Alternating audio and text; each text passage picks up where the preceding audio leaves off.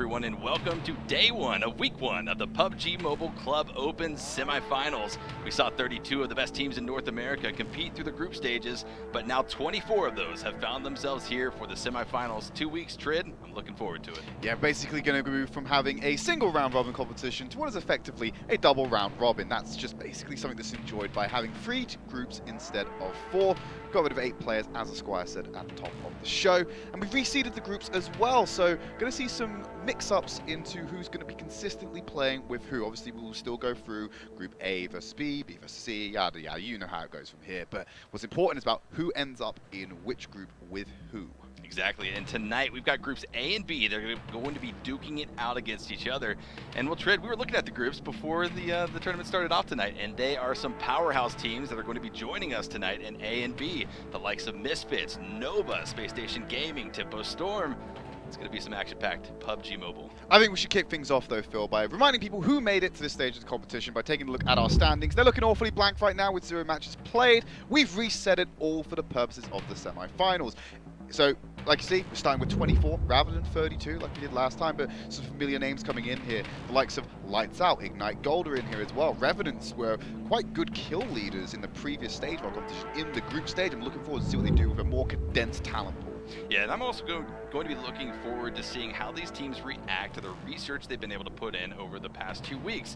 Now they know exactly who they're going to be going up against, and so, well, are those drop locations, are they still going to be contested, Trid? Are we going to see teams maybe play a little bit more passively? Because I think really teams are starting to realize or recognize the weight that placement has in this tournament. Yeah, one of the things, one particular interaction that always stands out to me with the locations where they're dropping is Pachinki. It was always Unnamed and Shoguns were split in that territory. Shoguns aren't here anymore. Unnamed should, by all rights, have that territory all to themselves now, not worrying about multiple drops on there. But of course, let's have a look at this week's schedule to remind you what's on the card. So we're going to start things off today with groups A versus B, then on to A versus C, B versus C to kick it off, and then we'll do the exact same thing again next week.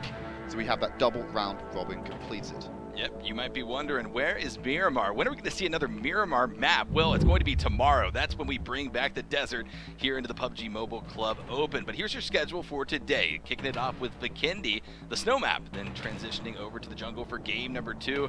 And then, as my lovely co-cast has coined it, the double helping, or double serving, Trid. The double serving. The double serving of Erangel. Double serving is a little bit more formal. We could go with the double dip if you were a friend. I don't know if that's a term over here in the United States, but in the UK we have a candy called double dip, which is like sherbet.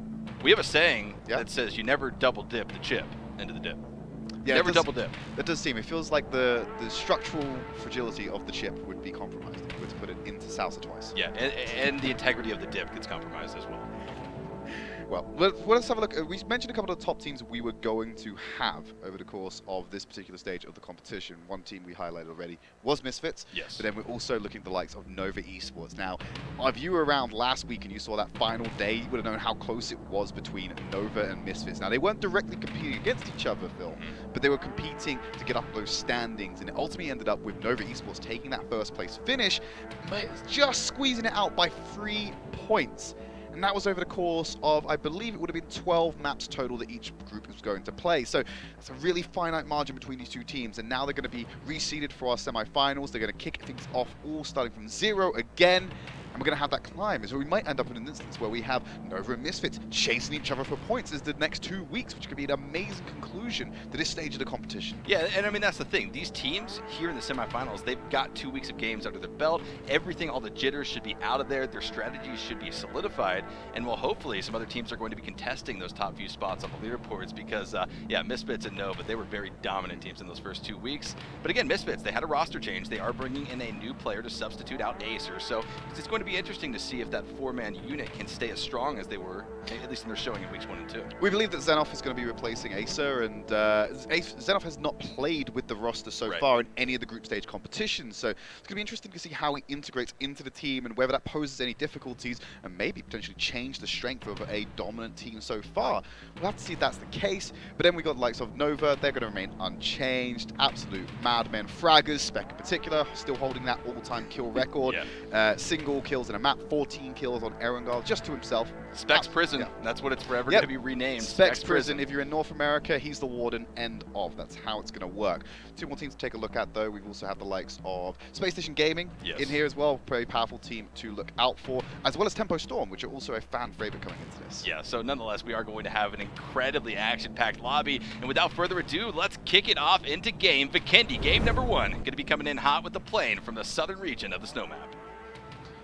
And it's going to be fairly central, just leaning a little bit further to the east as it goes up the north. Now, typically when we see a flight path like this on Vikendi, or at least what we saw last week, was that teams would mainly focus onto the western side. It was very underpopulated in the east, and we had all this congested territory just around about Cold Mine up into the north that exploded as we hit about phase 4 or 5. And that's typically what we see on Vikendi and PUBG Mobile. The circles don't hard shift, so everyone has time to stay alive. And we see high population late game circles, and then the action just suddenly explodes faster than we can catch it. Yeah, even a hard shift in phase number 2 or 3 doesn't necessarily impact these teams too much. Maybe a few meters of a rotation, but a lot of the teams who are already centered up will have to worry about those rotations that get them a more favorable spot in the zone. And well, Trid, these teams certainly don't favor the East, but if there's anything that we know about this tournament so far through weeks 1 and 2 of the group stages, and now in week number 1 of the semifinals, it's that these circles love the East Coast. Yeah, it's already forcing it down there. That's a relatively hard shift. Look how much territory is being taken away as that circle moves over to the southeast. If you're Space Station Gaming, Lights Out, even G6 and Tempo, you're loving this circle. You're already set up in there, and you're not going to have to make any rotations. We still see teams over onto the western coast going further and further out. But Space Station Gaming, they're being proactive. They've landed, they've deployed, and they're already starting to loot up. Yeah, on the southern end of phase number 1, looting up in the hot springs, Space Station Gaming, what are your dominant forces throughout the group stage, wanting to have a similar performance here in the semifinals? Again, you don't have to be in those top 3 placements. That really gets you nothing except for a nice little pass into the regional finals. But again, top 16 is where these teams will want to end at the end of these 2 weeks. Just keeping an eye on Tempo Storms. They're just, like I said, doing their whole loot scenario, and they've landed over just south of Podvosto. We've still got some teams in the air, but for the most part, these teams have managed to put their feet on the ground and dominate up that western coast as we expected. Unnamed have taken a far northeast. They're outside of the circle, just to the east of Cosmodrome, but they will be heading down further south through Peshkova, potentially going through G6 to get into this next circle, the first circle of Vikendi. Certainly, about 2/3 of the lobby is currently outside of phase number 1, and all of them pretty much congregated over there towards the northwest. So these rotations are going to be pretty deadly. I think more deadly than we're used to seeing based off of this circle Trid. So we'll have to keep our eyes on that. We know transitioning from one place to another here in PUBG Mobile, the deadliest, most vulnerable position that your team can be in, and that's likely where we will see the action pop off as Silent Killers continue to loot up in this area. But they need to be careful. Other teams are dangerously nearby. Polar Ace Esports off to the east of their location, and just north, a strong squad of Method, Everfury, G-Bay, and the rest of the squad lying in wait. You also can't sleep on a team like Team Anarchy. Yes, they didn't have the most impressive finish in the group stage, but they got themselves into the top 24 to get themselves to this position, and they got a decent amount of kills between them when they got into this one. So they ended up with 168 points, got 46 kills total over the course of the group stage. So still, they're getting a decent amount. It still doesn't manage to catch up to the upper echelons, which almost hit the 100 if you're like Nova Esports, for example. But it's a middle-of-the-pack team, but you just can't sleep on them in this stage of the competition. They've made it to semifinals. Pay them the respect. Yeah, I think you would be remiss if you slept on any of the 24 teams here, because over the group stages, we saw a lot of teams perform pretty well. Some didn't have the consistency that we saw out of Nova and Misfits, but everyone pretty much had good games. And if you didn't, well, you're not going to be here in the semifinals. You were one of those 8 teams that we dropped out and sent back to the drawing board as we pop over here to Misfits, a little south of Movatra on the far western coast of Vikendi. They're going to have a bit of a rotation ahead of them from west to east, and well, certainly a few other teams will be laying in wait. The obstacles will be presented for this squad of Misfits, but again, Zenith is the substitute in for this team. He's going to be the new addition to this 4-man roster continuing on, so all eyes on him essentially. If you're a Misfits fan, you're going to be curious as to how he meshes with the roster, if they're going to be able to keep that synergy that was so impactful for them in weeks 1 and 2 of the groups. I love the fact that now we have Nova and Misfits, I believe, in the same group this time around, in Group A. Well, no, they'll be in Group A and Group B, sorry. But for this first game anyway, with Nova and Misfits, they both have such a high priority on gaining control of center and playing outwards. Now, Nova have already sent Koto and another member on the 2-2 split into that center just north of Cement Factory to go and try and get that early positional while the others go and loot. You got Edwin still on the edge by Cosmodrone looking for that additional loot, and he'll be joining them and sticking as that 4-man squad. But then you have the likes of Misfits who haven't yet made that rotation yet, but you can bet pretty comfortably that when that blue starts moving in, they're going to make a hard crash for the center to take control. Well, two teams that are already finding themselves amidst some early game conflicts. So Silent Killers, we looked at them at the start of the game. They're already going to be taking 2 casualties as Felix and Mraz have been knocked down. Their other 2 members alive, Chris and Mitz, hanging back the Overwatch positions, and a lot of open, at least space, separates these teammates being able to support each other.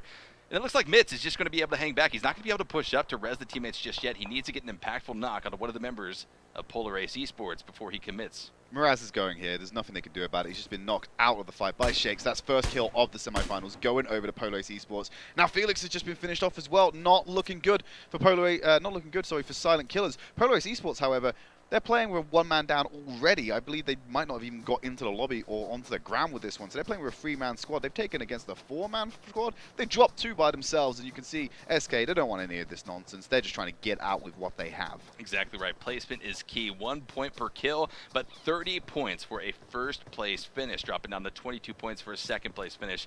And that's likely where we see these rosters that are sort of, I guess, whittled away in the early parts of these games. Their aim is for second place. Yes, first place is a hell of a goal to go towards, but the likelihood of that happening is very small, given how we've seen a lot of full squads survive to the final moments of these games. But Silent Killers, nonetheless, will continue on with their trek across the map as Lights Out is now finding at least a few enemy threats within their own sites. It's going to be none other than G6, now very spread up, driving into US, trying to avoid these shots altogether as Alushi gets knocked. They're just cutting their losses here. Alushi's down. They're going to get the spray for the bullet here by Memo. Just going to leave him for now. I didn't get the flush onto him, but I doubt if you're G6, you're coming back there to try and contest that. VN1 got that compound unlocked. There's not much you can do to contest it, so that's going to be an early casualty for G6. Alushi is about to be flushed as the other members of VN1 roll up to the building. A 2-2 split, very close together though, but they're able to watch the different angles of this compound. And I respect this spread. It's going to be very, at least beneficial for them as more and more teams start to enter into phase number 1.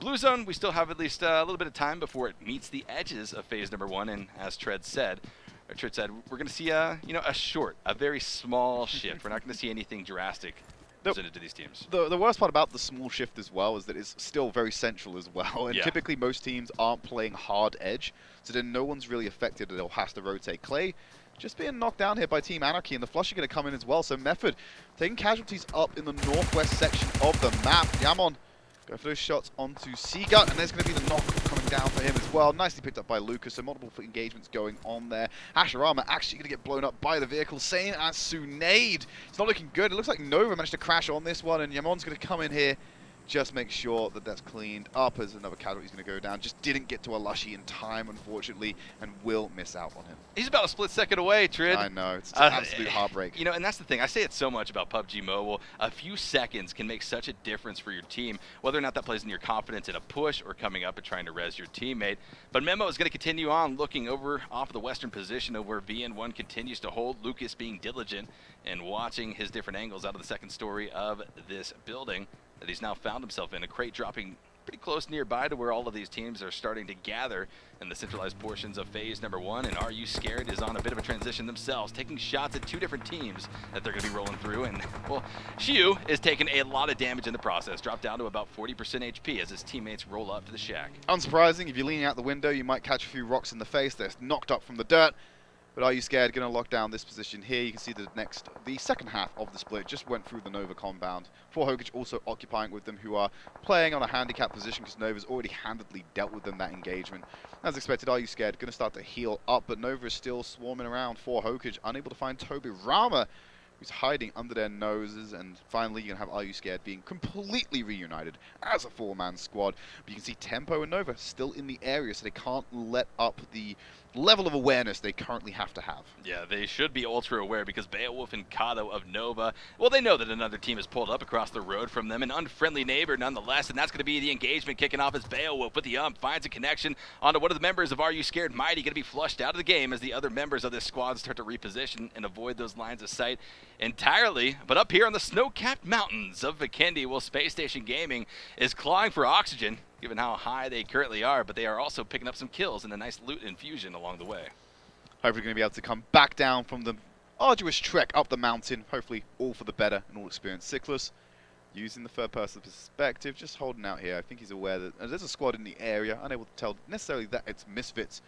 Just waiting for them to come, and I believe they're making a straight path to them, but they are in the vicinity. You can even see outside of 9K in the mix as well. It's more likely that they'll run into Misfits nice and early, or potentially alert their position instead of Spacestation Gaming getting caught right in the middle of this. I like to picture Sickless up here on this elevated position, looking at the beautiful scenic that he's taken in of Vikendi. All of the PUBG mobile maps are certainly very beautiful, especially when you get those high sights. Lights Out just collided with Misfits, and they did nothing about it. They just bumped into each other with UASs and carried on going their separate ways. Very gentleman agreement. They didn't even trade insurance details, Esquire. No. Call that a hit and run. Send the cops out after him. Do something, but Lights Out at least will continue on here in this game. They lost 2 members early on, Lucifer and Sega going down, so we have seen some pretty dangerous teams lose some of their members early, and well, that's drastically going to change their strategy moving on here through game number 1. But again, Trid, sort of I'm gonna go with the glass half full perspective for these teams. This is game number 1 of 12, so at least get that bad game out early on, be able to come back as a squad, talk about what went wrong, and then fix it so that you can dominate through the 11 remaining games. Still have 16 teams in the lobby after the phase 1 has been completed, and that's a little bit more of a shift to the southwest on that next circle, but it's still not going to force the hand of too many people. 16 teams remaining, like I said. One team that's on their last life. It's Toby Rama for Hokage. He's just going to play for placement. Here he is, working as a solo operator very early on into Vikendi. You can see on your screen the map there. Like I said, it's to the southwest. Not forcing the hand of any of these center teams, and you've still got teams migrating in from that first phase trek. Yeah, from the northwest, Ace Esports might be driving in to the likes of Silent Killers, those 2 remaining players. Over on Mount Kresnik, going to be interested to see if Ace does land, and well, certainly they're going to be crashing. Dilly taking a lot of damage, and none being applied to members of Silent Killers. The shack could be opened up, and that's going to be Chris dropped down immediately. The G36C finds his connection. 1 more member remains for the Silent Killers. ProDJ coming in there with the kill, with the knock, with the flush, able to deal with that one. You can see Mitz in the distance just trying to get out now. Ace Esports able to pick up a couple more kills, like I said, despite being that handicapped 3-man squad. Carnage, he's got himself a rifle. He's already given a knock over to Pyra. A clean headshot just to make that happen. Looking to see if he can find anything else in this engagement, which is just happening, I believe, near that crate southeast-ish, nearer to the center of that next circle. Will Mitz, solo player. I feel for you, Mitz. Well, what are you going to be able to do here in the rest of the game? It's going to come down to essentially picking your battles and knowing exactly when you need to move and reposition and doing it quickly. Spacestation Gaming still up here on the hill. Misfits still down at the base of this hill. The vehicle being spotted out. Juicy might opt to disable that here shortly, but if he does, he will reveal that location to the members of Misfits. Pyra trying to recover off of a lot of damage previously taken as Percasas keeps a watchful eye on all of the different lines of sights that could be presented through the windows. Yeah, he's just been picked back up by his team, so obviously starting out on low HP, went for the heal in a safe environment, or safer, because you can still see Spacestation Gaming are looming over Misfits. Return fire coming in from Percasas, but he's doing it with the ump. He's not the best of range coming out there on that particular weapon. No, it's like sending a magazine of mosquitoes up the hill, just saying, hey, Space Station, we're down here, in case you were curious. For Hokage, Toby Rama going to be positioning himself just off to the northwest of the compound that Nova has been holding for quite a while. A crate right outside of the compound. Nova has not picked it up just yet. They're trying to be very diligent, trying to deal with the threat that they know is coming from this direction. Percasas taking more fire as he's just taking cover in that smoke. Carnage knows exactly where he is. He's going to keep spraying in there, and then he gets to knock beautifully. Percasas, nothing he can do about it. It's going to force Misfits to close ranks. They have to expose themselves to get near to Percasas for that res, because they're all in that compound close to the engagement with Space Station. Carnage, that dangerous bolt-action sniper rifle, the M24. The action popping off over here as Nova finds Tobarama. A quick jump over the wall, and well, the micro Uzi finds its connection. Out goes for Hokage, your first team eliminated here in game number 1 of the semifinals for North America. It's unfortunate for them. Not the start you want to have to semifinals, but like you said, Esquire, get the bad game out early. You got 11 more games to play in the semifinal stage. You only need to make it to the top 16, and you can progress to regional finals. So it's not a total loss for them going out early in game number 1. Yeah, again, get that game out of the way early on and don't let anything affect your mental state. Because again, PUBG is certainly a game of transitions. It's a game of mechanical gun skill, but it's also a game of mental fortitude. You can't let things like that affect your team because, hey, I mean, 30-minute games, Trid, it becomes a very emotional game between these teammates, and being able to see the team synergy displayed and going well is something that we look for from our top teams as everyone else starts to at least find a position here in phase number 2. Not a drastic shift for any of these teams. Pretty centered up, but more and more of the lobby is starting to favor the eastern side, already crossing those bottlenecks of bridges that we see near Castle and south of Palvosto. What I want the next circle to be like, I want it to hard shift and keep going further to the southwest, and I need these players all in these compounds who are now starting to get a little bit more mobile. Need them from the northeast to be forced out and go more central to kick off some engagements. You can see them flashing up on your screen right now. People who are making those rotations are drawing attention and fire. Everfury and Pride going to get knocked down here by Misfits, and they're going to be flushed out of that one by a vehicle, but also by the gunfire as well. Steamy trying to stay alive here. Goes for the AK, but there's too many bodies surrounding him. Percasas being the one to pick that up and knock Method out in 15th place. Unfortunate to see, but Misfits are continuing to be on a rampage, at least as far as the first 15 minutes of this game go. Well, they're saying we might have a new player, but nothing has changed for this Misfits squad as they continue to take shots from up the hill while they're returning fire as well. So Spacestation Gaming at least knows that there's a dangerous team at the base of this hill, but continuing to try to get those lucky shots, trying to catch one of the members of Misfits slipping. You have to think of this rifle kind of like a bowler trap or a net. So you catch one player with that stray bullet, it's going to cause Misfits to shut down everything they're doing to work on recovery and spend resources to do so. It's a great investment by Spacestation Gaming to apply that pressure. You've also got a lot of squads in the area still. You did catch a slight hint of Unnamed going past the area, but it's VN1 who are occupying. Now look at this engagement, the standoff still going on here. Nova near to Tempo Storm. They've already got the knock onto Chica, I believe. You've got Cream over the other side, just keeping their heads down for now. May get involved in the shenanigans should things be forced over towards their location. Good defilade that Nova has to work off of here on the southern side of the cement factory. Most of the teams in the lobby, at least about 10 or 12 of them, have at least congregated towards these outside areas of the cement factory. No one overcommitting, at least to the inside parts of those compounds that could provide safety, sure, here in phase number 3, but again, Trid, if they have to move, will those buildings become a dangerously false sense of security for some of these squads? But Nova continuing just to watch these angles, putting out some pressure onto these teams, keeping that buffer zone at least strong for the time being. Needs to be able to stay in this one. Like I said, Esquire, I want the circle to go to the southwest and force these teams around Cement Factory to move and accelerate the pace of this game. Because there's a lot of chaos. There's a chaos. To quote one of our favorite shows, chaos is a ladder, right? The best players are going to be able to climb up it.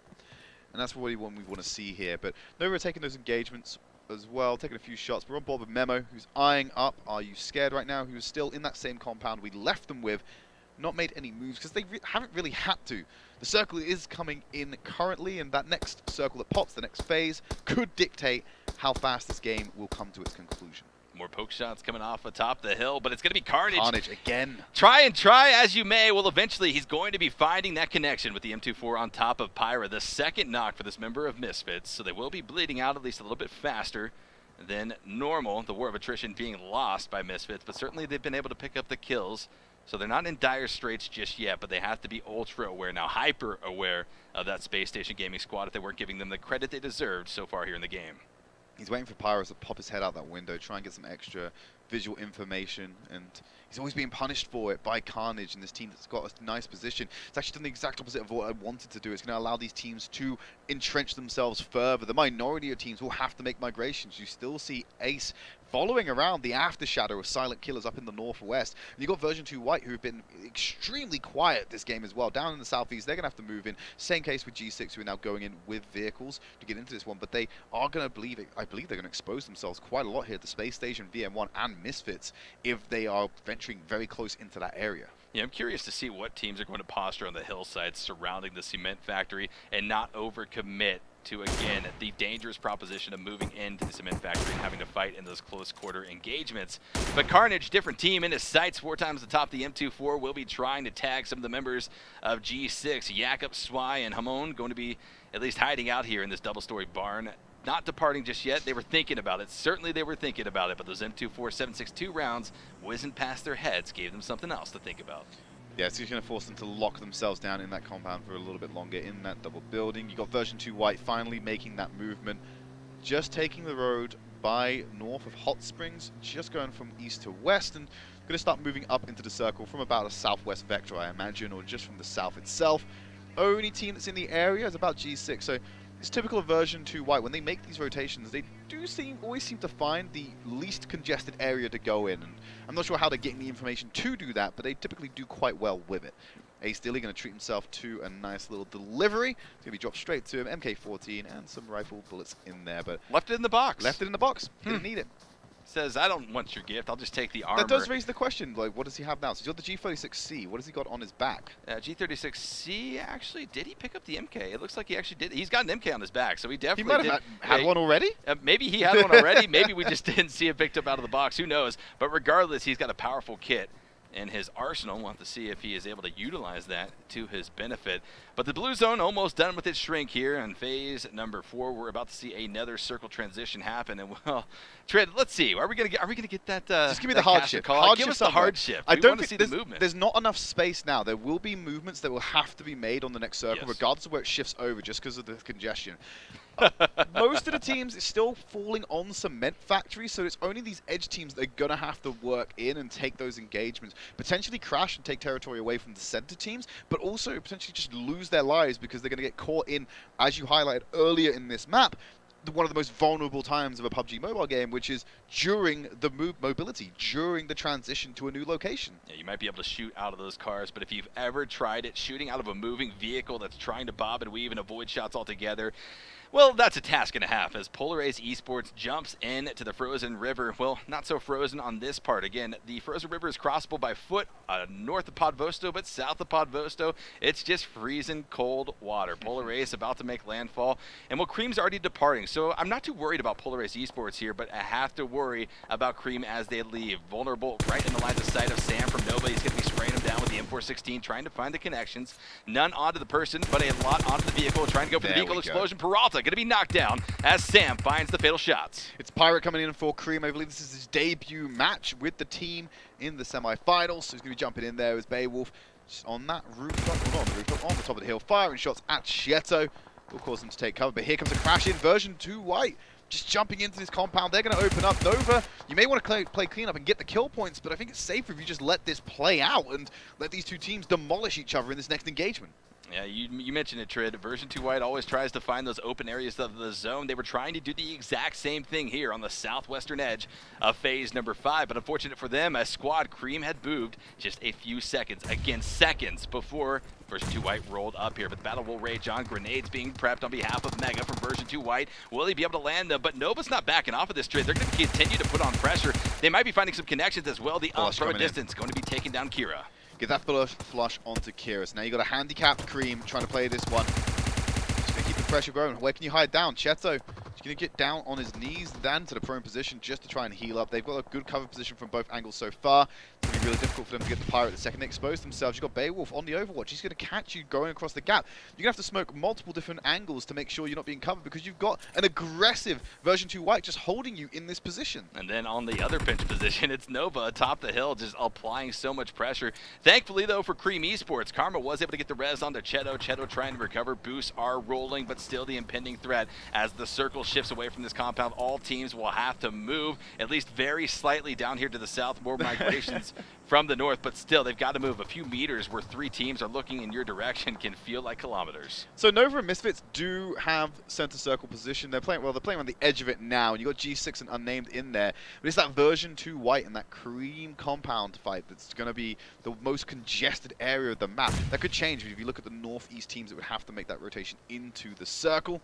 For now, Cream with a 2-man squad taking it off. There's the shots coming in from Nova from behind. Beowulf gets the knock onto Karma.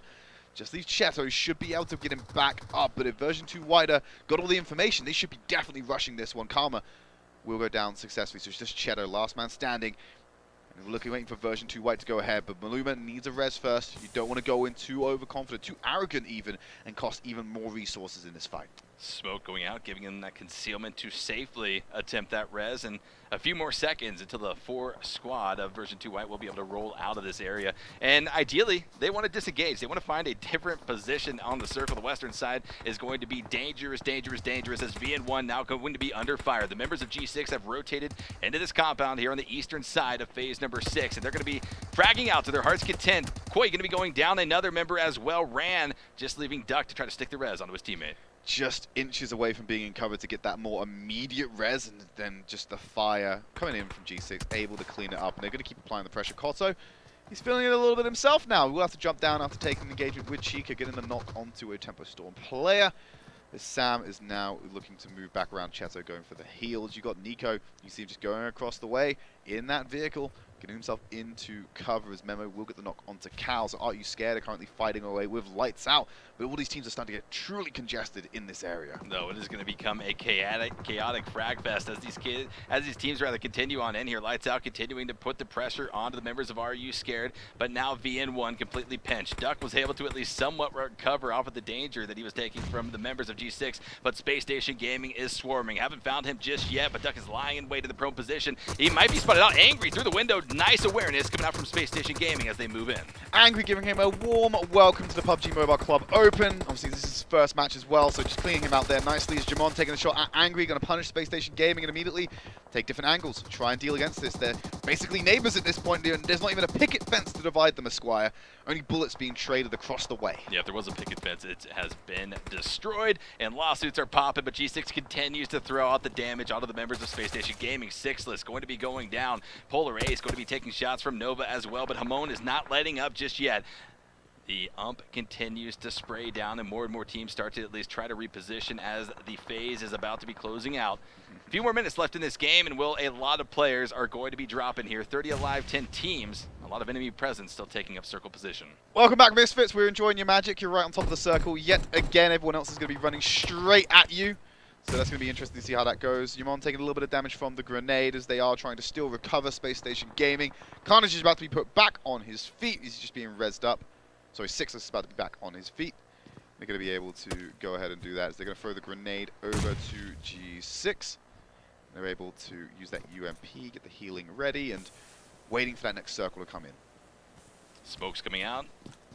Going to be trying to possibly pull off of this. G6 has done a significant amount of damage to the members of Space Station Gaming, certainly getting some knocks, not able to secure the flushes, but putting Space Station Gaming on the back foot as Misfits start to roll in. From that southeastern corner of the circle, they spot out the members of G6. Hamon going to be going down, and while Space Station Gaming knows exactly what squad is in here, they saw the kill feed light up, and they're going to be swarming around the building. 2 members around both sides going to be spraying inside through the windows, the micro Uzi trying to find its connections. He's going to go breach in now, Angry, walking through the smoke. There's Carnage with the spray down. Easily found out there as Oswee going to go down. Yamon actually getting picked up by Xenoff. The kill coming in as well as Juicy going to be moving around the building still. They haven't got themselves any real estate inside the circle. They are on that border region. And they can play gatekeeper for the rest of these teams looking to migrate in. Juicy with the 2-piece as the circle shifts down here to the southern side of our previous phase. Well, some teams will have to make that transition right into the sights of Misfits and a few other squads. But here it is, Tempo Storm lost. Going to be rolling up the stairs here in this building on the northern side of Cement Factory. Able to find the knock, and now the flush is Unnamed. Tries to reposition inside to catch out the members of the Storm that is swarming. He's got such a good angle here to punish Unnamed. He's also got that second knock from the rest of his team. To press forward here and try and pincer them together. Tempo moving in with the calls from Lost. Spec pressing up, you've got a ghillie suit, not much use in this environment, but there's the Uzi to finish it off instead. Spec going in there, getting that headshot onto Miski. Xenoff will then get the knock on the Beowulf as well, so Misfits starting to, well, Nova's starting to feel the burn a little bit as Misfits applying that pressure. Xenoff not having a bad debut this game. Version 2 white able to keep all 4 alive as they disengaged off of that previous fight at the compound with some of the members of Cream Esports and Nova, but now have found themselves amidst the likes of the Misfits, who have already quickly gotten 2 knocks onto their position. But Misfits being extremely careful here. Look at them watching their different flanks. They have the car cover as well. A lot of interesting terrain that they have to work off here on the southeastern side of phase number 7. But it's about to close out. A move will have to happen, at least for some of these teams. So we said there were 4 teams to keep an eye on in this particular map, and pretty much all 4 of them made top 5. The only difference the team we didn't highlight, was version 2 white, who managed to play this quite safely and get themselves into a top 4 finish guaranteed at this stage. Only got 2 kills to their name, sorry, 3 kills to their name. They might be able to capitalize this one, because they are one of the only full-strength squads In fact, more accurately, Nova is the only squad in this one without the full strength. They've only got 3 members alive. That is with Edwin, Sam, and Cotto.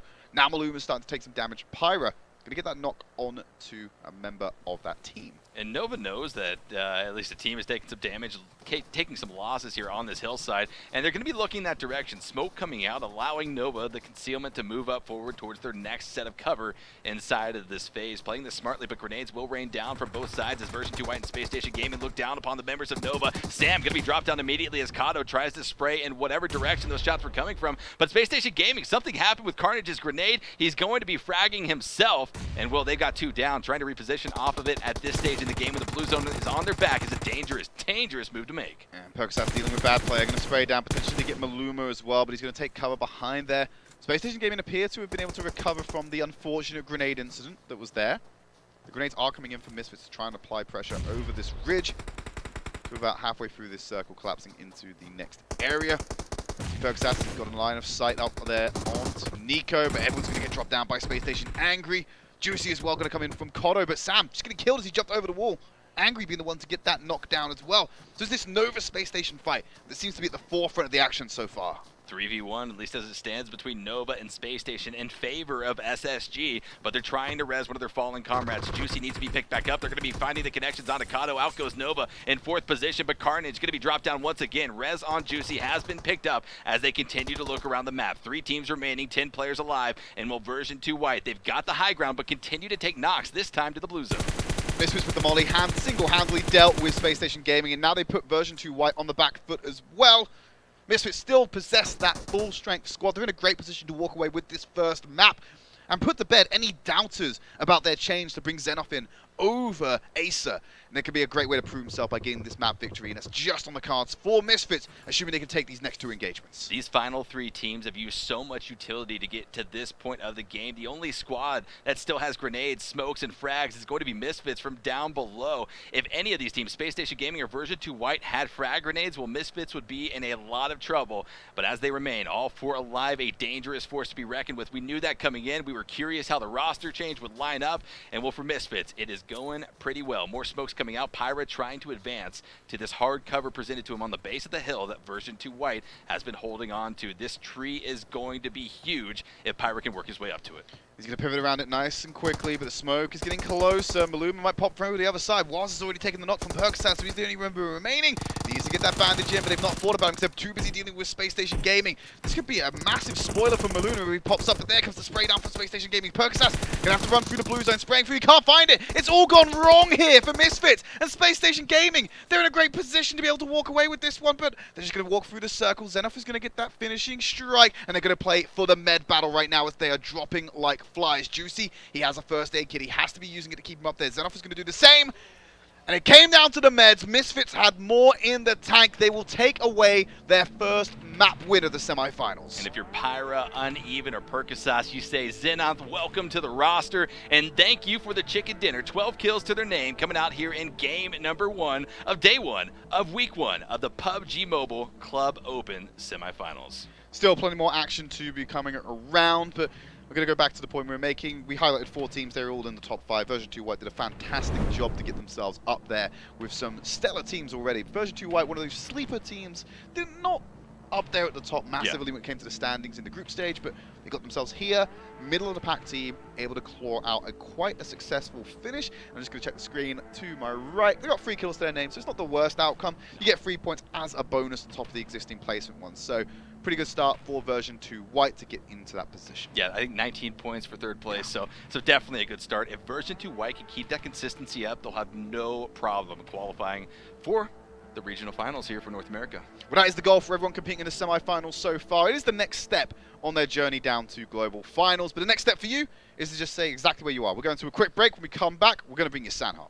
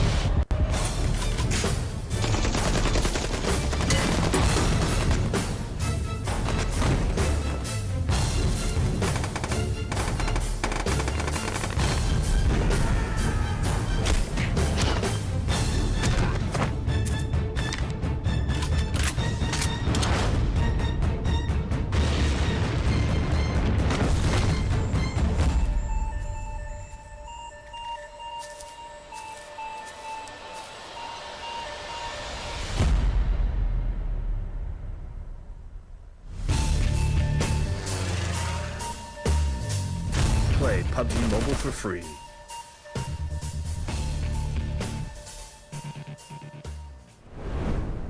Hello everyone and welcome back to day number 1 of the North American PUBG Mobile Club Open Semifinals. My name is Esquire, joined here by Trid. What an exciting game 1 that we just had to kick off this stage of play. Yeah, two of our teams to watch, Misfits Gaming and Spacestation Gaming as well. They were the two teams that decided they were going to have a final showdown, and it came down to a med battle because they just ran out of time to finish it off. Having a look at the head-to-head here off the bat. So, of course, one match played. So these are all the stats from the previous matchup. What stands out to me most about it?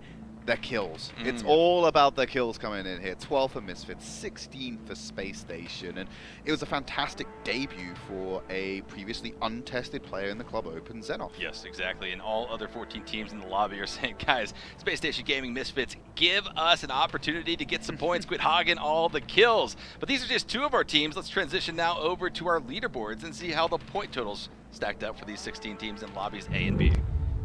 Starting from the bottom, so of course these are all the teams in Group C that aren't going to play today, so they were fine. We're going to move up one card, Mountain match played, 4 Hokage, 0 kills, 0 placement points. It was the bad game, it was the write-off as we were going to start calling it. Absolutely fine. It's quite uniform going up there. If you look, it's like 1, 2, 3, 5, 6, 7. It's pretty much in order as you'd expect, but the gap's very small for a game 1. Yeah, but let's take it into our top 8 and see how the points continue to And then climb. they accelerate. Yeah, there is definitely the acceleration. The lobby already starting to develop in terms of the leaderboards, and this is a bit more of a gap than we saw develop in week number 1 of the group stages. Yeah, the divide between the top 5 teams, I'd say, is where I'm going to put the cutoff here, and the rest of them, it's quite clear at the moment in terms of points value, but there's only one game, and there's a reason why you pay about 20 games or so in a PUBG tournament, is to remove and find that balance, so to speak. So one team that does need to start catching up, though, Nova, right? They did get into that top 5 finish, but it was not enough. They're the team that wants to be top dogs above Misfits, and they got a prime opportunity to carry forth that momentum they had from the last week of the group stage and take it into our semifinals, which is where we're at right now. Yeah, Tempo Storm as well. The skies were fairly clear, at least in that game. Tempo Storm were able to climb up into those top 6 positions. I believe they ended in 5th or 6th place, so albeit placement points, not bad for Tempo, but they're going to need a stronger performance if they want to find themselves in the global, or rather the regional finals, and then going on to the global finals. Top 2 teams, Trid. Only 2 teams can move on from this regional final stage that we're going to see in a few weeks. And we're going to start to get a better idea of that, obviously. You're a top 16 team, great, you're going through the regional finals. You're a top 2 and you were the same in the group stage as well. So say, for example, if Misfits ends up there again, I'm starting to think maybe Misfits are one of those teams that are going to consistently finish in the top 2 spot, get themselves that regional final spot, and then when it comes down to it, where the important stuff really comes in, the global finals representation for the North American region. But not if any of the other teams here today can say anything else about that. Let's get it kicking off. We're popping over to the jungle. Sanhok is going to be in full effect, and from the far southwestern corner, near Sami, all the way up to Tapmok and Cow we go. Not a bad plane for these players to be working off of.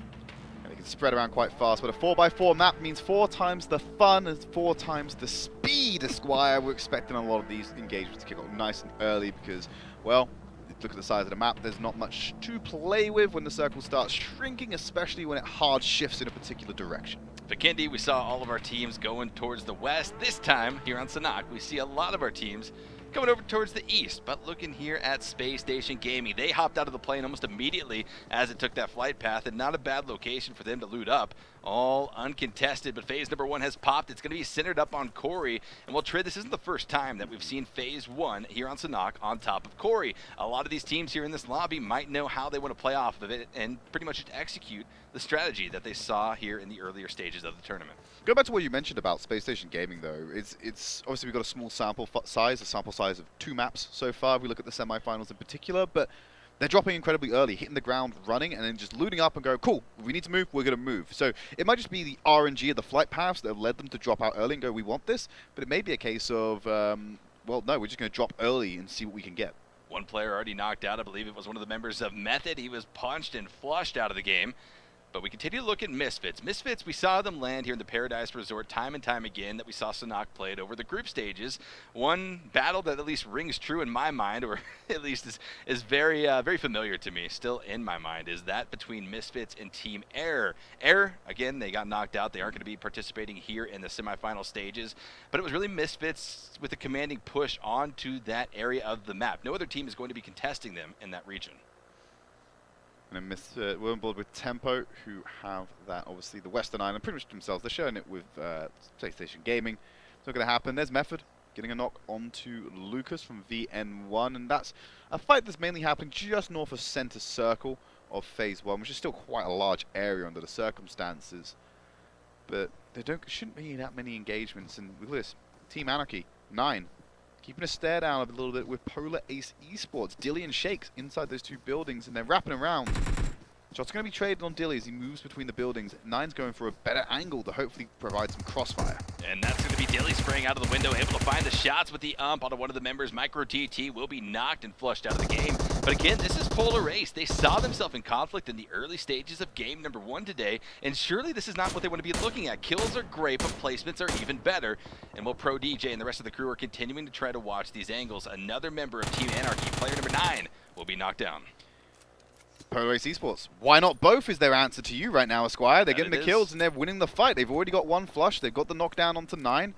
Should be able to finish this one up as well. Pro DJ going to deal with another fight as well, actually, from 6. They're taking a fight across the way against VN1 while this is going on. So it's a 2-2 split. Dilly and Shakes have to deal with 3 members of Team Anarchy by themselves, and they're doing that quite well to begin with. Yeah, and this is sort of the trouble I see with this formation. 2-2 splits are incredibly effective when you can support each other with those 2 teams of duos. When you're this far spread, like the members of Polar Ace currently are, no support is coming in for Shakas and Dilly whatsoever, and this is allowing Team Anarchy to really come in here and pick up the reses, recover almost entirely off of it. But now Polar Ace Esports are starting to make their way over from west to east to possibly get some sights onto James and the rest of the crew. How are VN1 taking fights with Team Anarchy, but then also taking them with Nova as well, as they were going to see a couple of knocks coming in there. Nova returning the fire onto Duke with the headshot. Pyro as well dealing with Method at the same time. So you actually see Team Anarchy just trying to get out of here now that they've fully recovered. VN1, Key going for the resurrection onto Duke. You've still got Ran who's knocked, and he's running out of time as well. And we've seen how heartbreaking it would be when you don't have enough time to get that res in and they just drop and get flushed moments away from being resuscitated. Yes, bittersweet to be running up to your teammate and see him disappear, and a loot box with a green flare pop up in his place. Kui, though, and Duck likely going to be disengaging off of this. Ran going to be bleeding out. Don't think they're going to be able to provide that much needed assistance to their fallen comrade. As Shake, though, he had disengaged off of this building, trying to get a western flank on the members of Team Anarchy, but now the members of Polar Ace are starting to get nearby. Pro DJ and his teammate will be able to have these lines of sight on top of James and the rest of Team Anarchy shortly if they continue on this path. But everyone's very spread out, Trade. I'm a little bit concerned if one of these solo players gets caught out. Pro DJ now at least crossing around the Corey area. Look at James, he's just pincered here. Dilly and Shakes just boxing him in right now. You got JBP and Pro DJ in the area to support. He needs to keep his head down. If he pops it out too far, the information's going to be given and they're just going to pincer him. They just don't know where Anarchy is, which is why they're not committing to this as hard as they could do. I think there might be some players still lingering in the areas. James trying to get the information with the third-person perspective. A tricky type of engagement to really play around, because neither of these teams wants to go out early, but neither of these teams are really in a position to disengage off of this. Pulling off of this hard cover that they've luckily found themselves on will reveal them in wide open areas on this hillside, and well, Polar Ace and Team Anarchy are very much so aware of that, but continuing to try to flank around, though. Dilly is trying to get a different perspective on this engagement, possibly trying to spot out James, who continues to hide behind the rock. And well, this is Polar Ace. They're swarming. It is going to be maybe we could say James's days are numbered, because he's not going to be able to get out of this very easily. And if he can, well, he's going to use a lot of utility in the process. But the push is coming out. Shake knows exactly where he is, around the right side of the rock. He's going to be trying to find James, but James finds him first. But the vector rings true. Shake going to be picking up a nice kill onto James from Team Anarchy. And it's going to be the flush coming in as well. Team Anarchy losing all those all-important members early. Ace, they're having their cake and they're eating it, Esquire, right now.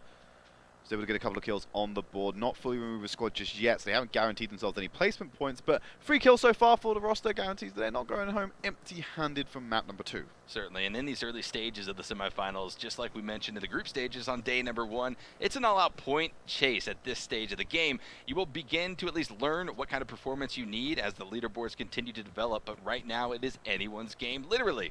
But for Hokage, this is a team at the bottom of the leaderboards of these 16 teams competing here tonight, and while Unnamed needs to be careful, the rest of the squad very dangerously compacted here into one of the smaller compounds on Sanhok, and Nova looms on the hillside. Nova, they're not holding center as they usually do on this one. They're a little bit off to the south, currently taking this engagement with 4 Hokage if they spotted out. Misfits, they're on that central pivot as they always like to be. And they won't be forced out of that one until a circle forces their hand. There's going to be migration coming in from the south from Spacestation Gaming as well as G6 as they move further north to get into this phase 1 circle. And Nova, backing off. They're not going down the hill and contesting 4 Hokage in that compound this early on into the game. Phase number 2 has popped. It is a hard shift up to the north, but all things considered, where it stands on the map, it's dead center. So teams will have to certainly make some transitions if they found themselves on the very polar edges of Sanhok, specifically going to be G6 down to the southeast. Already starting to see them make that transition up towards the north, possibly landing on the hillsides that encompass the cave area of the map. We saw some pretty crazy battles around the cave earlier on throughout the group stages. Tempo Storm certainly loves that position. And on the map, you can see Tempo Storm already there, down in the southern edge, just off to the west of where Space Station Gaming is posturing. Yeah, going on a similar path to what Nova had. They've already moved, accelerated their position close to the center. Cream taking a swim across the river. They're about halfway up the map, but they're very close to be walking into AreYouScared, but they may also be spotted out by version 2 White, who are on land right now, I believe, or they're about to make landfall themselves. 2 teams in a vulnerable spot on these cliff faces, trying to get back onto land and back into the game. And I'm curious if Cream is going to have the awareness to know that there's still a team at Boot Camp. Boot Camp is an area of the map. Yes, teams always drop there originally, but do they stick around this late into the game as 2 teams are starting to find themselves next to one another? It's going to be Unnamed and the Silent Killers, looking for big performances coming out of the Silent Killers this round. They did lose members early on, but they got all 4 standing as Felix back in the at least Overwatch position on the hillside, trying to at least look out and try to catch any of the aggressors pushing up on his squad. Unnamed is a very frag-heavy squad. We said earlier at the top of the show that Spec holds the single most kill record on a map, which is 14. Sin held the single most amount of kills by a single player on Erangel in particular. I believe that went across all maps overall. So very good fragger, so you don't want to be challenging him too much. But Cheto, he's going to challenge Bad Player from version 2 White. He's going to be able to get that knockdown. Sin keeping an eye on the rest of Silent Killers, who are occupying a similar space to them across that road in those buildings. Looks like Chris had been spotted out. All guns from the Unnamed squad will be trained in that direction, but hopefully they don't lose sight or lose awareness of Felix and Mraz and the other member of the squad, Mitz, inside of that building. Chris continues, though, to take this damage. Going to be dropped down to about 10% HP as he tries to recover. He's got the boost rolling. There's the first aid to take him up to 75% HP, but still a 4v3, at least in this close vicinity. Felix playing the spoiler role. He might be able to catch out the members of this squad of Unnamed pushing up should they cross the street. But for the meantime, everyone just holding inside of these buildings, using the hard cover to their advantage. Unlikely, and Chris is isolated here. You know exactly where he is. Doesn't have a lot of freedom of movement. He might be relying on resources from his team to be able to get him out of this one as they're taking wider and wider angles to catch him off guard. The rest of SK seems quiet for now. You can see Felix up on the hill. Will probably pipe up if things start to go too wrong. Chris has started to make that rotation back to the rest of his team, using himself as some kind of bait off to the side of the compound. Bad Player finally going to get flushed out by Karma, I believe. So it's going to be a knock going over to version 2 White, or a knock to their total source of power, shall we say. Setting the landscape for this engagement, we're on the far eastern side of Sanhok, just west of Lakawi, on the edge of phase number 2, and we're about to see a shift right now, and my fear is if the circle shifts away from the compound that Unnamed and Silent Killers are currently holding on to, well, something's got to give. That's the worst possible thing for Silent Killers. It's just the border splits their territory with Unnamed. Yeah, and I mean, now the likelihood of Silent Killers actually having to move as we continue on through this game, it just went up exponentially, and Unnamed continues to hold on to that inside portion of the circle, gatekeeping the entirety of that squad. So Felix, you're already seeing on the mini-map, he was playing that spoiler role, the Overwatch position on the hill. He's already rotating down towards the south. This might be a power move. If Felix wraps around to the southwest and is able to get the southern flank onto Unnamed, well, that might be the opportunity for the Silent Killers here in phase number 3. The engagements are happening all across the south-central part of this next circle. They're just cutting through this fine channel of death. Beowulf, he's going to be able to get a flush onto Pro DJ in these engagements, and Sam's off to the side, not entirely with his team. He would be considered in enemy territory, that enemy, of course, being Space Station Gaming. But Sam going to be launching some grenades over the top, trying to catch out Polar Ace Esports. Edwin's been knocked down, so is Beowulf. This is all going wrong for Nova. Space Station Gaming picking up 2 knocks, and then start getting the flushes. Carnage being the person to dominate the kill feed. And what do you do right here if you're Sam? You're literally stuck between a rock and a hard place. The rock being Spacestation Gaming, all 4 up on the western side of Sam's position, and then the hard place being team number 17. Well, that's none other than Ace Esports off to the east. He's doing exactly the only thing that he can do at this stage in the game, which is stay prone and hope that no one spots out his beautifully colored skins. Certainly very, very standout on the grassy jungle of Sanhok. But Carnage, he hears the shots, he saw the kill feed, he knows what teams are at least in this area, and Spacestation Gaming is trying to get their hand in this. They're trying to have another double-digit finish here in game number 2. Just touching back to what you said, look at the flank that Felix managed to get off onto Unnamed, exactly as you called it, Esquire, and he got the knock onto Sin from that position he took, and SK is starting to get a little bit more aggressive with how they're positioning, as Bill keeping an eye out on that flank position that Felix took up against them.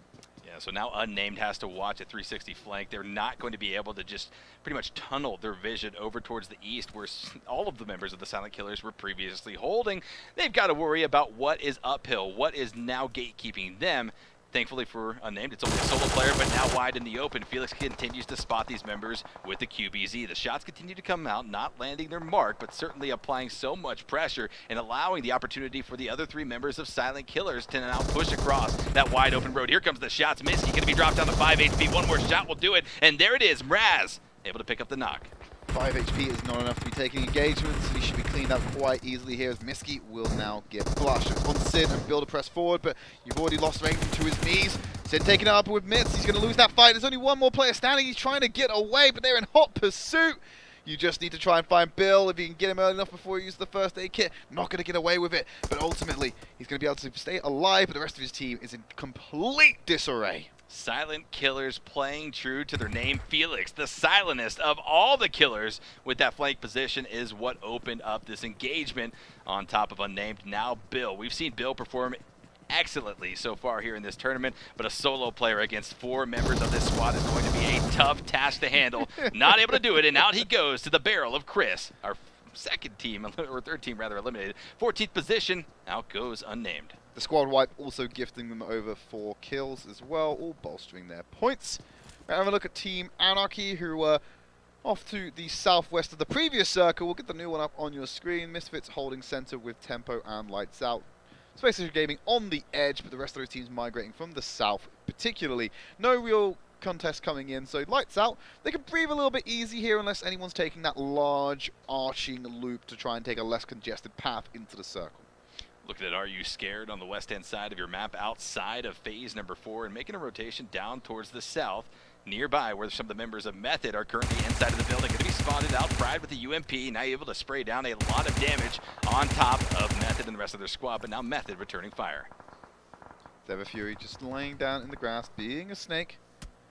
Shishu taking too much damage, gonna have to move away, getting a fraction of HP. He's heading towards the direction Pride's in.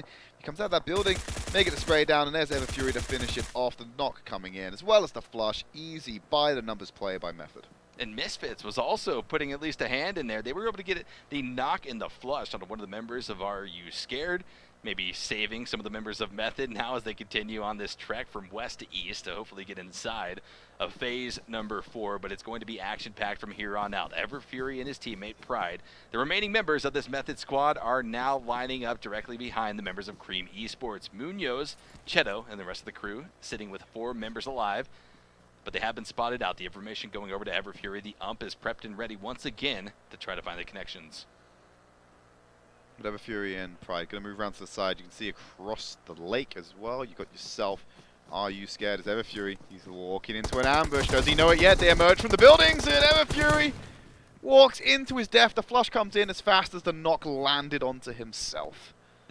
Dangerous push right there, possibly biting off more than they could chew. You thought you had one member, and then it's like whack-a-mole. 3 just popped out of those windows, and, well, a lot of shots came out. Cream able to capitalize on that. But you're also trying to do it with a hammer made of glass as well, so it's like nothing you could do. Yeah, no, the odds were definitely stacked against them. In terms of Method's performance, though, Pride still remains the solo player for this position as the Silent Killers have pushed up across that wide-open area. Well, right on the backside of Spacestation Gaming and for Hokage, Toby Rama going to be connected on by Carnage with the M416. From a distance, a nice knock. All of the members of Silent Killers, though, are going to be rolling up here and possibly trying to get some kills. For Hokage, you need to be conscious of Toby Rama. Needs that res so the smoke comes out. Emergency paramedic coming in, Hashirama. trying to cover up any sightline so we can go for that successfully. The rest should be able to come in here, but Silent Killers, they're looking for an angle into the house. Chris is peeking in. He's being a very naughty peeping Tom right now. If he can just catch around the corner, maybe find someone else looking through that window. He's got the bullet trails. He knows where they're going to be positioned. He just can't find the safest angles. Going to emerge through the building though, going for the spray down, takes one with him, but now he needs to get out before he's flushed himself. The rest of his team looking to collapse in. Felix holding the angle for now as Toby Rama comes around the backside. Gets the spray down, goes for the flush successfully onto Miraz, so he's paying his team back for having that resurrection come in. Forcing it down as Chris has been knocked, goes for the spray down, but it comes back onto him. Mitz getting the knock as he runs out of the building, but Hashirama's going to chase him down. For Hokage, staying in the game, and they're all going to be rezzed up by one man. Well, talk about an insane battle. The fact that For Hokage was able to stay alive after taking casualties from the members of Spacestation Gaming is quite impressive. But Spacestation, they heard the commotion, and Carnage is looking for even more blood. Here comes Sixless over the hill as well, but they're also making this transition. They're playing position first, and that's going to be key here. Success of Spacestation Gaming, but up here as well, the southwestern side of the circle, it's going to be Cream Esports trying to roll up onto the backside of Misfits, and Percasas spots him out. Going to be spraying into the smoke, trying to find a lucky connection through that concealment. It's also suppressing the rest of Cream from getting to Munoz. Karma managed to make the transition now. Cheddar's holding suppressive fire. Percasas bit off a little bit more than he could chew. Pyro coming in here to try and reinforce as Karma goes down extremely low, covering up, trying to get Munoz back in the game. Xenoff will get the knock onto Kira while this is happening. So it's just two members alive. Karma having to get everyone back on their feet. The grenade's being primed. And he won't get it, unfortunately, but the spray down came in. Sixless off from the side will also deal with For Hokage. Misfits didn't even need that god tier grenade that was being primed and ready to go. No, that's exactly what that was. That was a god tier game-ending grenade being prepped right there. But Spacestation Gaming going to be spawning out these teams, specifically Tempo, trying to make their way in from the southern side, and that's going to be Spec at least taking a lot of damage. He's almost dropped down as Lost gets flushed out of the game. Spacestation Gaming picking up a lot of kills on their transition here into phase number 6. 13 kills to their name so far, Trid. They said it. Game number 1, double-digit kills. We're coming back for the repeat here in game number 2. Misfits aren't far off that, though. They're sitting on 7 kills right now. They need to get Pyro back in the game. That's already been worked on by Percasas, but be able to pick up Misfits again, actually getting a knock. They made it 8, just as I mentioned that, so they're definitely going to hit the double digits should they get into the final section of this game. Now, what's ahead of Misfits? They've got the circle they need to move into that's currently occupied by Lights Out, who've been very quiet this game, and AreYouScared. They've got Space Station off to the southern flank. But you need to be concerned about a Lushy who's hiding out here, playing for placement behind them, and could fold into them at an unfortunate time that's going to cost them dearly. But that engagement between Lights Out and AreYouScared already gone south. Lights Out definitely being the dominant force in that one as they spray back, and it's now just TJ Tattoo to try and stay in. Yep, he is trying to spray him, but here it's going to be spotting out the members of Space Station Gaming by Misfits. Percasas and the rest of the crew will be landing the shots on the helmet, who's already going to be knocked. Carnage going to be knocked as well. 2 members still alive. There goes another one, Angry down. Just going to be Sixless now trying to stick the res onto his teammate, but they've been spotted on the left side of the tree. The blue zone taking away at their health. Sixless' days are numbered. And, well, if he comes down that hill, he's going to be spotted out. That's going to be all she wrote for Space Station Gaming. 5th place, though, with double-digit kills. Trid, that's nothing to be ashamed of. Absolutely not, as we're into our final 4 teams. 2 solo players here, a Lushy and TJ Tattoo from AreYouScared and G6, but 2 full-man squads, Lights Out and Misfits. Is this going to be a repeat of Misfits' debut in the group stage, where they go back-to-back-to-back map winners? They're looking to set this one up. A lot of fire coming in on in even for now. Alushi, I think your time to bow out has just entered. You can't get in here safely. Tanking too much of the blue. Will heal up and hopefully try and sneak his way back in, but he's playing for just heal now. He knows he can't step forward into the circle, hoping that Misfits and Lights Out consume each other. You're going to have to press forward now. He's going to get into the cover in this like corner. There's the spray coming in from outside of 9K. To try and deal with that solo player. So they're aware of where AreYouScared are, but their big threat is Misfits Gaming in front of them. Alashi finally spotted out. You knew it was going to happen. Misfits have dealt with him. 3rd place, minimum going to AreYouScared. Not a bad play right there, and more kills go over to the members of Misfits as they still have 4 alive. Essentially deja vu of game number 1. Lights Out going to have a tough fight to take. Getting knocked down there by the grenade from Memo. He's going to lose his life for it. As outside of 9K, looking to press up. Lucifer holding the angle in the grass. This guy was a hand of God when it came to nades. Uneven, then going to get knocked. It's currently looking like a 2-on-3 engagement. Uneven needs to get back in it. The spray comes in to flush out Percasas. It's all going wrong here for Misfits. Memo could come back up as Xenoff in the grass, being a snake, looking for a more favorable position.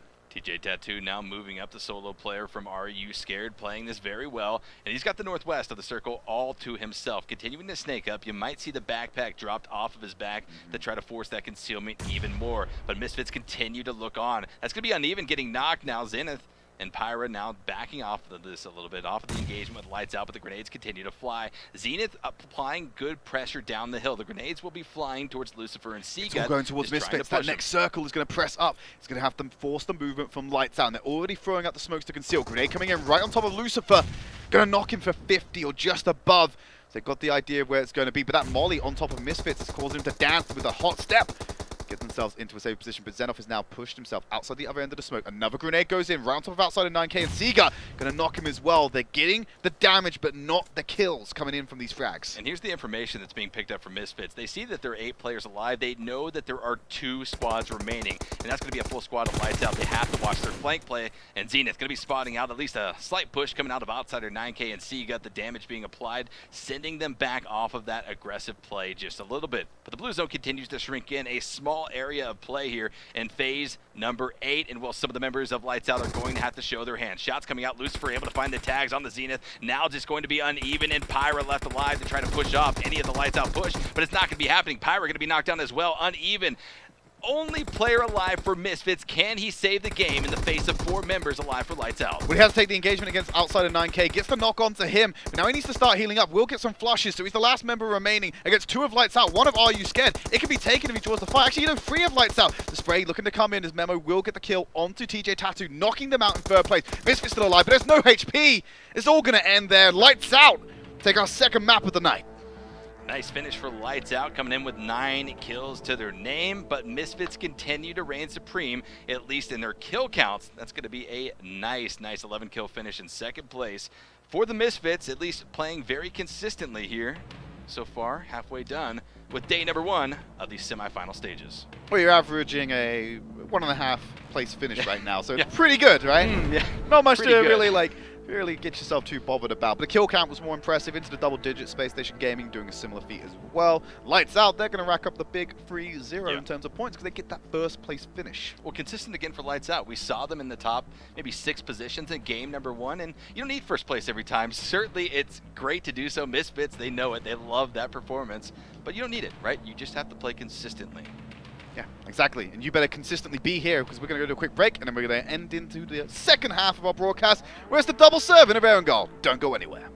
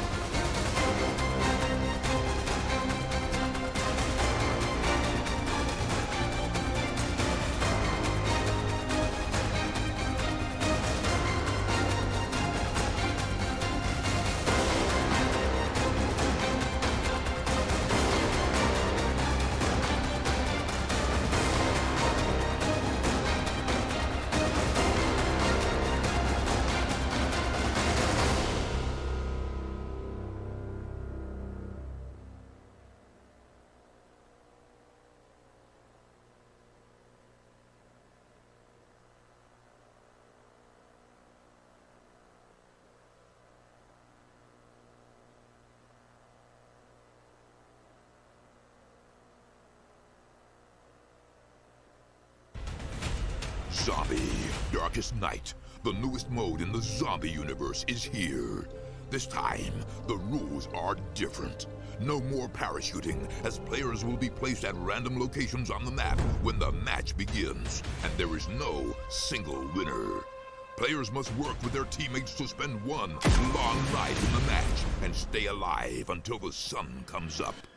Waves and waves of zombies will spawn during each of the 3 foggy periods at night, and supplies should only be scavenged when the fog fades.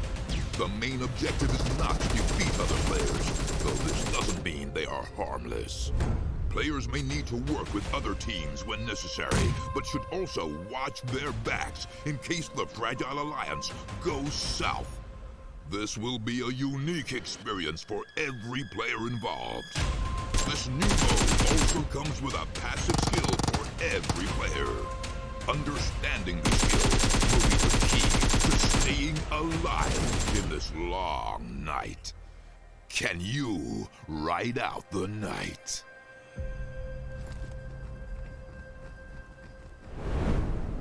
Hello everyone and welcome back to week number 1, day 1 of the PUBG Mobile Club Open Semifinals for North America.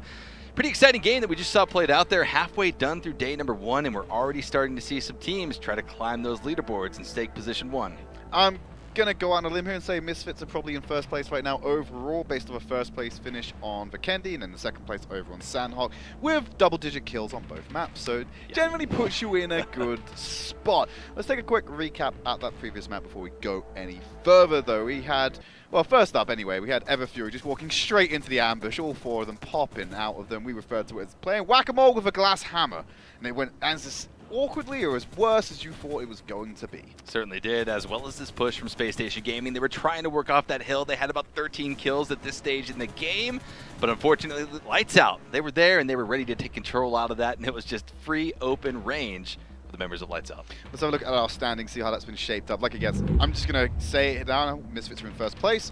Having a look, Method, actually the worst team in the position in terms of points. They weren't picking up many kills, and so they just fallen behind for Hokage for now. They're definitely not last out of the 24 teams. There's one group still yet to play tomorrow. Cream Esports getting there, but not quite into the top 8. And then, like we said, Misfits Gaming at top right now. Spacestation Gaming right behind them. Nova, however, the gap between Misfits and Nova ended with 3 in the group stage. It's getting close. It's 48-point difference, only 2 maps in. Yeah, so Lights Out have also propelled themselves into that 3rd place position, having a fairly good showing. But again, only 2 games played. We can take at least a little bit off of this, but not much. 10 more games of PUBG to be played out here throughout the semifinal stages for all of the teams. Everyone plays 12 games, and well, you got to make something out of those remaining ones. Everyone's going to play 12 games. 6 of those games going to be played on our next map, Erangel, because we do a double serving of that every single day of action. So we're going to find out. Yeah, big. We're going to get some games. We're going to bulk up a little bit more for global finals. Then we'll probably cut after that for a bit and then come back into it. But the point is, we've now, if you can get Erangel right, then you should be fine. It doesn't matter what you do on the other 2 maps. Hopefully. Well, it shouldn't matter, because, like, yeah, you might not get first or second, but if you can have good performances on Erangel consistently, you'll get yourself into a situation where you can just end up in the upper echelons, and you keep qualifying enough to at least get yourself to global finals, right? Yes, exactly. And that should be the next objective for these guys. Of course, you know, you want global finals, sorry, regional finals. Global finals will take you to be better than just Erangel performances, right? Yeah, but global finals will also put you in the running for those $2.5 million that are in the prize pool. But Trade, we got to get there first. We got 2 more games on the day. Game 3 coming in hot as we pop over to Erangel for the remainder of the evening. And with that plane path favoring down towards the southeastern corner of Erangel, well, 8x8 kilometer map, a lot of territory up towards the northwest, going to be fairly out of reach. You might see some cars travel to those locations, because let's be real. A lot of teams favor the western coast of Erangel. There are a lot of very dominant loot positions that are going to be taken up, and some teams might find themselves having to make a pretty far rotation and eating up into that loot phase. I'm going to be really surprised if anyone actually makes their way all the way up there to Zaki, for example. Georgia Pole is too good to ignore. You'll probably find teams making that rotation over there initially, especially if the circle is not forcing you to come back down to the southeast very quickly.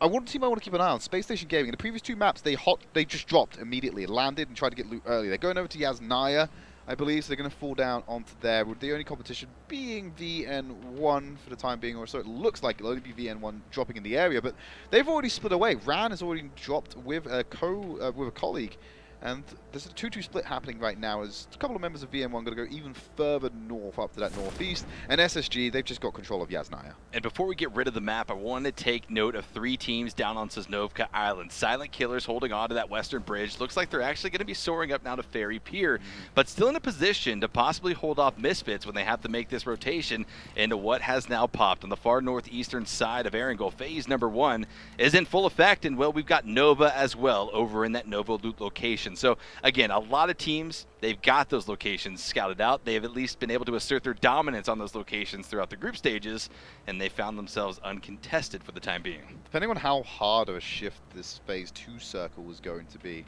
Nova and Misfits are in a really tough spot here, right? Because Nova, you would expect them to take the western bridge because it's further away from the circle to have a less congestion and less chance of running into a camp at the bridge when it comes around to going into the circle.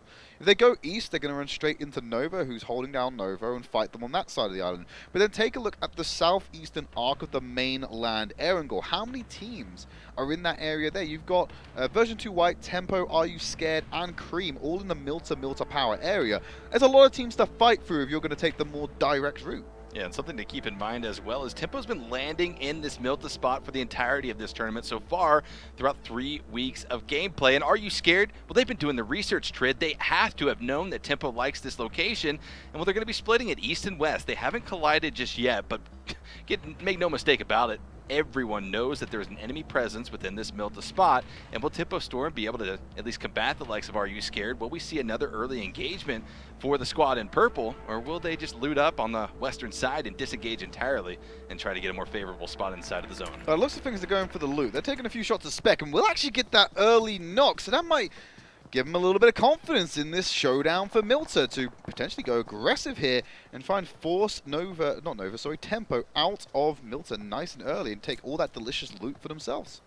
A lot of damage, though, being thrown back into the direction of AreYouScared as Chica starts to roll up. One of the only 2 members that's able to provide the support to their fallen comrades Spec inside of Milta, because they do have Lost on the far eastern side, and he's going to be working his way in from east to west.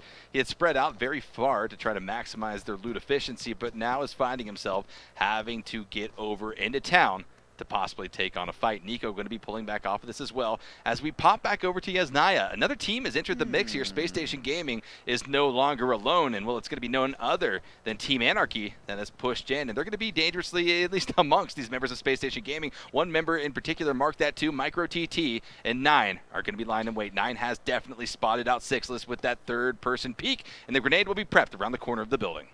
Again, ready to throw it out. 9 just launched it at Sickless, but he's just sprayed from behind. A nice flank coming in from Carnage to apply pressure. Grenade did not land true against SSG, so Carnage has actually created a pincer for Team Anarchy to be trapped between the rest of his team. Sixless able to recover off of about 80% damage being applied from the vicinity damage of that grenade, but thankfully, yes, he had Carnage there, and he continues to be a bit of a spoiler here, and angry. You can see him now running up onto the roof. He has the elevated line of sight to look north across the road to possibly spot out some of the members of Team Anarchy. Grenades now being prepped by SSG, trying to get it into the window. That might be landing on top of Micro TT if he doesn't have a wall in between him and the nade, but sure enough, he did, and he is protected, but now fully aware that Carnage is dangerously nearby. Another new grenade going to be going in, but just missing the mark. A lot of pressure being applied in the process. 9 is in a very troublesome spot right now. He's not healed up at all, which makes me question whether he's found meds to begin with. He's just easy pickings for Spacestation Gaming. They go for a push and try and take down 9, because if he's not healing up now, then I don't think he's got it in the inventory at all. It seems like he's got his boost rolling, and that's really not much. He essentially just has to be an information seeker for his team, pulling off of this entirely. Now he's got the cover to work off of as Micro TT disengages as well. But Spacestation Gaming, they know that something is afoot here, and well, it is the members of Team Anarchy trying to pull off. Micro TT, though, trying to abuse this third-person peek around the right-hand corner of this wall, not spotting out any of the members of Spacestation Gaming just yet. A bit of a standstill as far as this engagement goes for the time being, as everyone just tries very effectively to pick out the information to give them the edge. Grenades coming in on Carnage. He's dropped down very low, so that's going to put some bums on seats, shall we say. They're going to be very squeaky as they're trying to get off here. Micro TT throwing another grenade into the room. Won't get the knock there, but there's the flank coming in from Sixless.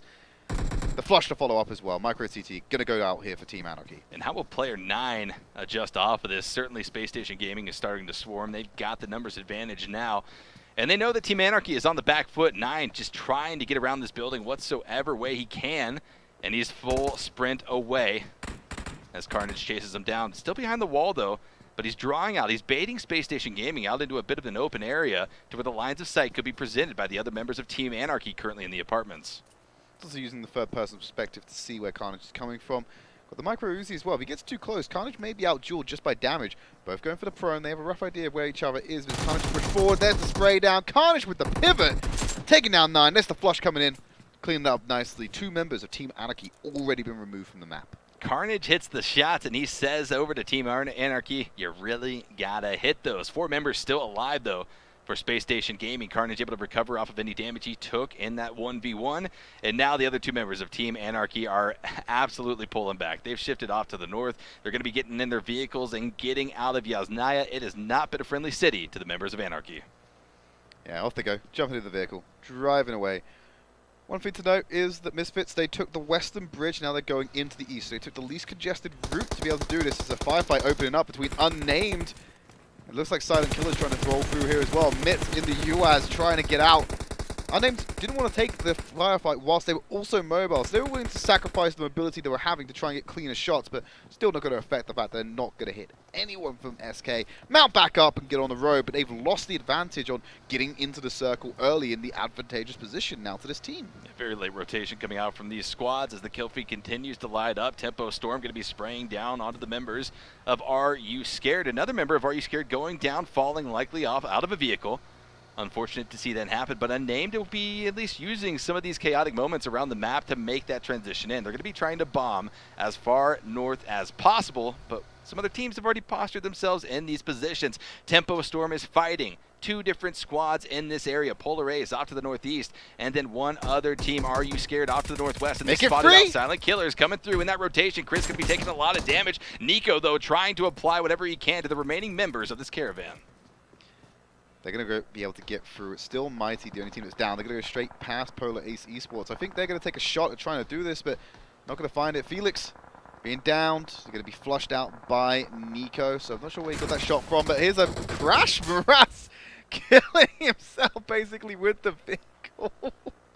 Hate to see it, Trid. Yeah, hate to see it. Love to see it, though, as spectators of PUBG Mobile Esports. These are the exciting moments that we live for here in this game. Polar Ace, though, they know that Silent Killers have rolled past their warehouse. They pulled off into another advantageous compound, albeit they did face off against a dangerous wall that took them down. Nova, though, going to be crossing through this area as well. The car certainly going to be spotted out by Polar Ace Esports off in the distance, as the blue zone has now shifted us into our phase number 2. A hard shift over towards the western side of our previous circle will send at least one team, Cream Esports, all the way on the far eastern coast of Erangel, a few kilometers over towards the west. The wall has more kills than Silent Killers as a whole. That's not the situation to be in. But Pro DJ going to go for the spray down, trying to find Mitz.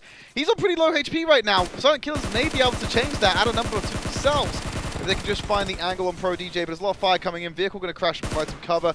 He sticks around trying to get himself in, going for the res against Dilly, who was knocked down by Mitz. Chris being pushed here by 2 members. And around the corner with a micro Uzi, gets the knockdown onto Shakes. This is SK coming back into it. If they can just go ahead and get that final kill, or that final bit of damage on the Pro DJ. There's the spray as well, 2 knocks. These are 2 flushes sitting there for Chris to go and clean up. And there's no one from Polar Ace Esports to come in and help them. Disastrous misplay. A 3v2 in favor of Polar Ace Esports. They had the flank player, the Overwatch player, in the back, and he wasn't able to do anything. Huge play for Silent Killers after losing 2 of your members, Felix and Raz. It's got to feel good, but they are not done yet. The blue zone is about to shrink in now on phase number 2, and well, the circle's going to continue to shrink as Unnamed Misky finds out one of the members of AreYouScared, TJ Tattoo, will be connected upon and flushed out of the game with the AKM. G6 are playing very cowardly today. I've not seen them have any engagement so far. They're sitting quite in the west, to the south of shooting range, not really taking any engagements, and they've got such a wide, uncongested area in front of them. I don't think they have to take any engagements for a good couple of phases, assuming where the shifts come in. But for the most part, everyone's sitting around the area of Yasnaya and just to the south of it. That's where the population is being drawn. Next circle, I expect to move further south and potentially just focus in a little bit more on the Yasnaya area. I wouldn't want to be taking these engagements either, Trid. This is a stacked lobby. You know, either way you look at it, any way you look at it, a lot of these teams are going to be facing off against some of the best teams in North America by virtue of us continuing to whittle down the teams that compete here throughout the several stages of the PUBG Mobile Club Open. Cream Esports trying to have another big game here. In game number 3 of the evening, well, they found themselves now on the northwestern corner of Yasnaya, holding on to the base of the hill, just trying to watch for any teams coming from the north. And well, it's unlikely that they're going to find any. Nova as well, posturing at least a little bit dead center. They don't want to cross these wide open fields just yet that separate them and Yasnaya Poyana, but they certainly will be trying to pick up information, maybe even spotting out the members of Misfits who have taken up in the yellow shacks. Beowulf will fire a shot off, but he wasn't on target at all, so he's just alerted enemies to their location. Sanhok keeping an eye on the general direction, so they're aware of where each other is for now, and that could escalate down the line, but I think everyone's being quite passive so far. There's a couple of firefights happening. I believe Unnamed's taking one with lights out right now, potentially version 2 white. That's who's in the area. There's still Nova and Misfits eyeing each other up. Sam's the only one in any real danger of an engagement right now, depending on the range of the weapons that Misfits has. Sam's just up there on the hill. He's sending out a few shots saying, "Howdy, neighbor," making sure Misfits are always going to be on their feet, maybe disable some vehicles in the process. And this is maybe something that could be impactful for the members of Misfits as they continue on. If these vehicles get disabled and a shift comes off of this far southeastern corner of phase number 3 that we've now been presented with, well, Misfits are going to have a hard time rotating through that wide open field. The western side, though, of phase number 3 completely open. The eastern side, a whole nother story. Yeah, just going to be basically driving through a single lane tunnel to get into the circle if you're going through Yasnaya, which does pose some difficulty. You got Misfits already making the rotation up north, but it's Method who hold a central position right now on the new circle just north of Lights Out. Here's G6 looking to find their way into the circle. Be real telling if they commit to going all the way across the bridge and end up getting into the main fight. But Memo, already going to get the knock onto Lucas, an explosion from the vehicle. Seagut picking that one up as the flush coming into VN1. Still, still got 16 squads in the lobby. So no one's been fully eliminated yet, as Pyro's actually going to be knocked down by Juicy. It'd be great for Spacestation Gaming to get some revenge against Misfits, but then the spray coming in. The lights out from version 2 white was a bad player, taking up refuge in this building and trying to get the sightlines where they can. Going to apply pressure, but no knocks coming out from that engagement. Yeah, I mean, this hill really only has 2 counter positions, and certainly the members of that squad are already at least in the position to take on this engagement and put out the pressure onto the members of Lights Out as they continue on, though. They're watching their flanks. You can see their arrows on the mini-map continuing to spin around, and this is the sign of a good team, a team that is aware enough to continue to keep that communication high in their squad and make sure that nothing goes unnoticed, as many other teams are trying to do the same. Nova pushing up onto the hill, where one of the members of Unnamed, Miski, he's separated out from the compound where his other 3 teammates lie. He's going to be the front position player for this squad. Know? And that's the thing. Does he know, and does Nova know? Nova definitely does not know that Miski is there, but once the shots come out, well, it's going to be himself everyone. to Miski's flank. If he presses forward too far, Miski can take the shots. If he's okay to reveal himself, he would have seen Beowulf running there, just the tip of his head from that angle, so he knows that someone's over there. Plus, he's hearing the footsteps, even if he didn't see him. So he has a rough idea. Right now, because of the divot he's in the terrain, he can't have a clear line of sight. He can just feed the information that someone is close by. And you can see the rest of Unnamed moving into more advantageous positions to take a fight from that direction, knowing that there's at least one squad coming in from there. Beowulf inching ever so close to Miski from Unnamed. The footsteps definitely audible at this stage in the game. Only about 10 meters separate these 2 players. Miski, though, just holding back. He's not going to be aggressing onto this just yet. Doesn't want to get caught out in the open. Again, he doesn't know how many players of Nova are close enough to Beowulf, but some shots going to be coming out, at least alerted of that enemy presence now atop the hill. And, well, Beowulf's going to be rotating off of this and kind of rotating in a dangerous position. The lines of sight certainly could be half from where Miski was hiding out, and he's going to be just adjusting the car, popping out. I'm still a little bit concerned, Trid, about what Beowulf and Nova are doing here. The longer they stay, the more risk they have of having an engagement with multiple people. Beowulf still showing himself to Miski, just slightly, but not enough to take any shots. He's going to move the vehicle away, and I think the rest of Nova, they're just trying to position or maybe just get information at this point because they're just playing around the vehicle as cover. Now Beowulf is aggressing towards Miski. This could be him exposing himself to the gunfire.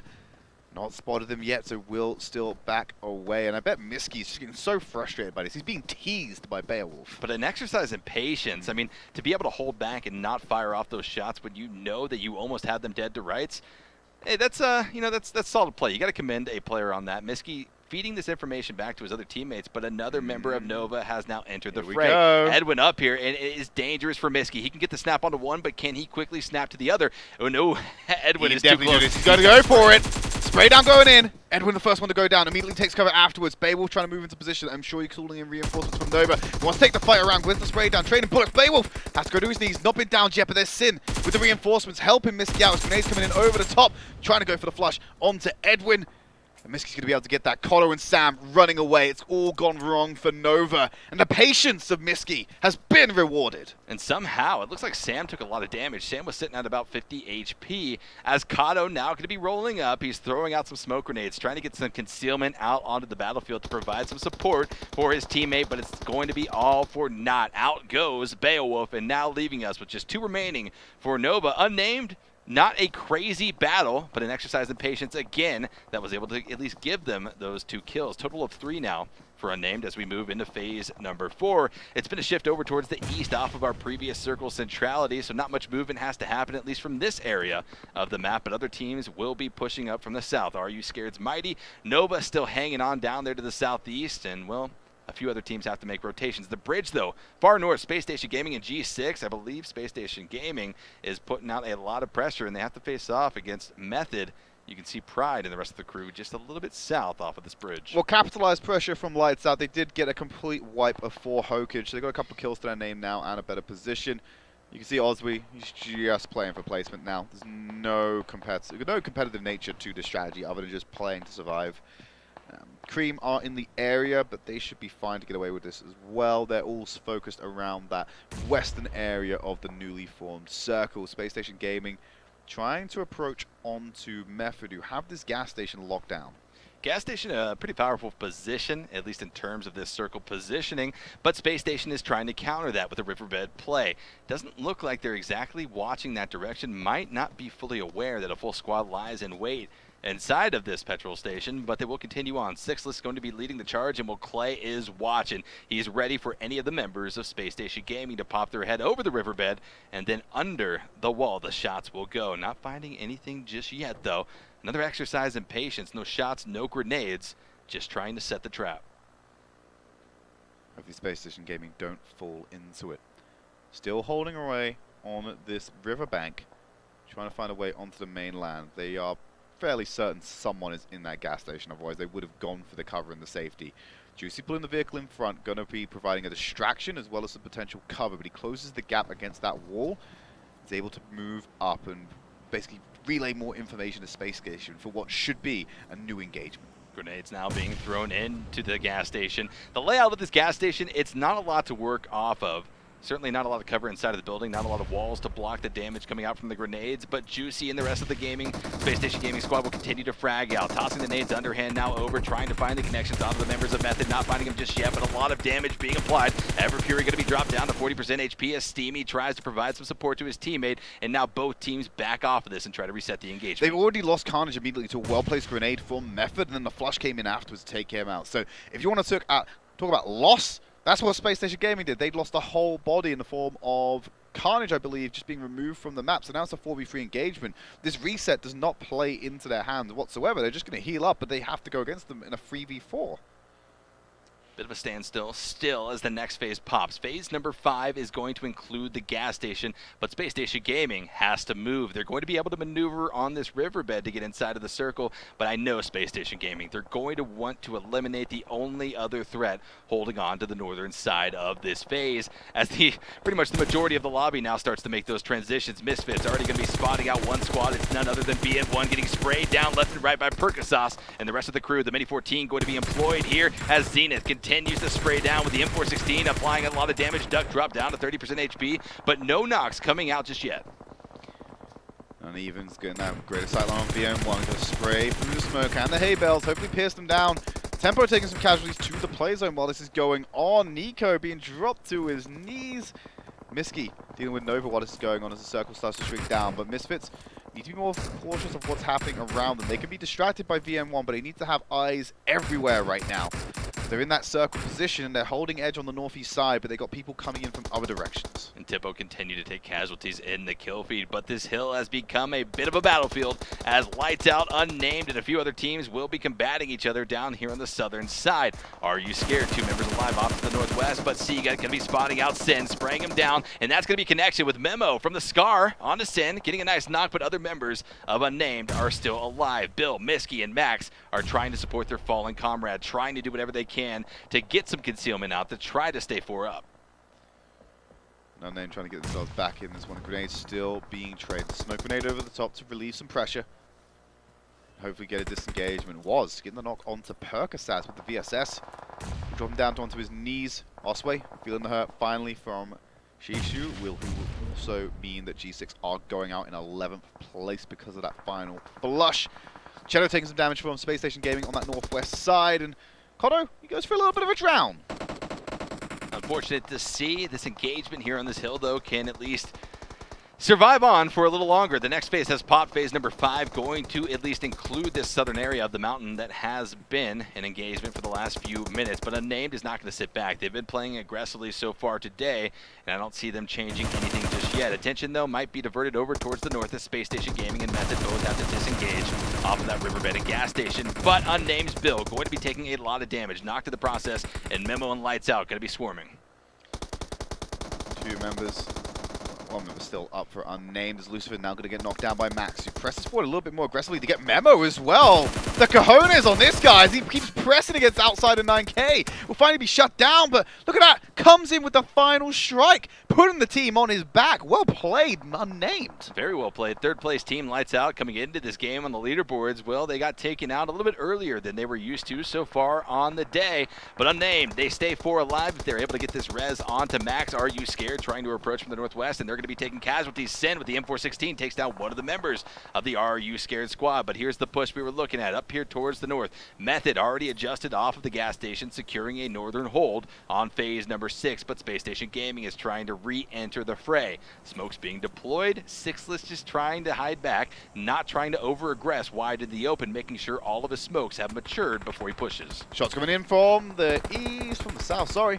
Sixless going to be dropped to his knees, and the smoke's still there, so his team has plenty of cover to try and get the recovery in as they're going to bury themselves in the smoke to get themselves up. Misfits Xenoff taking a fight with Mega from version 2 White and getting a couple of knocks into there, but no kind of kills just yet. AreYouScared on life support right now. Carry between a rock, some smoke, and the blue zone as well as that comes in. Method Clay going to be knocked down by a grenade. Max going to find Maluma with the flush to boot as well as Ever Fury also going to be found out here. Uneven, holding close against the door. Grenade hits him, but he goes in for the flush, cleans him up. Nice and easy. No response coming in from Method. Steam is on the outside. Percocet comes in to reinforce, shooting for the car to try and get that next flush. There's one member of Method hiding around somewhere. He's on the opposite side of the shack. I believe he was inside of the smoke, just trying Oh, but to here stay comes the undetected. third party from Juicy! Spraying down Method and Misfits. It could all go wrong here if they can press up. But they're taking it slow, biding their time. Bill's going to take out Mighty from AreYouScared, and also Angry's going to deal with that as well. So they're going to be removed. Ren's coming in from Pride. As Misfits want to take the angle, there's Uneven with the spray down. Will clear them out. Steamy is going to go down as well as Pride. So Misfits knock out Method.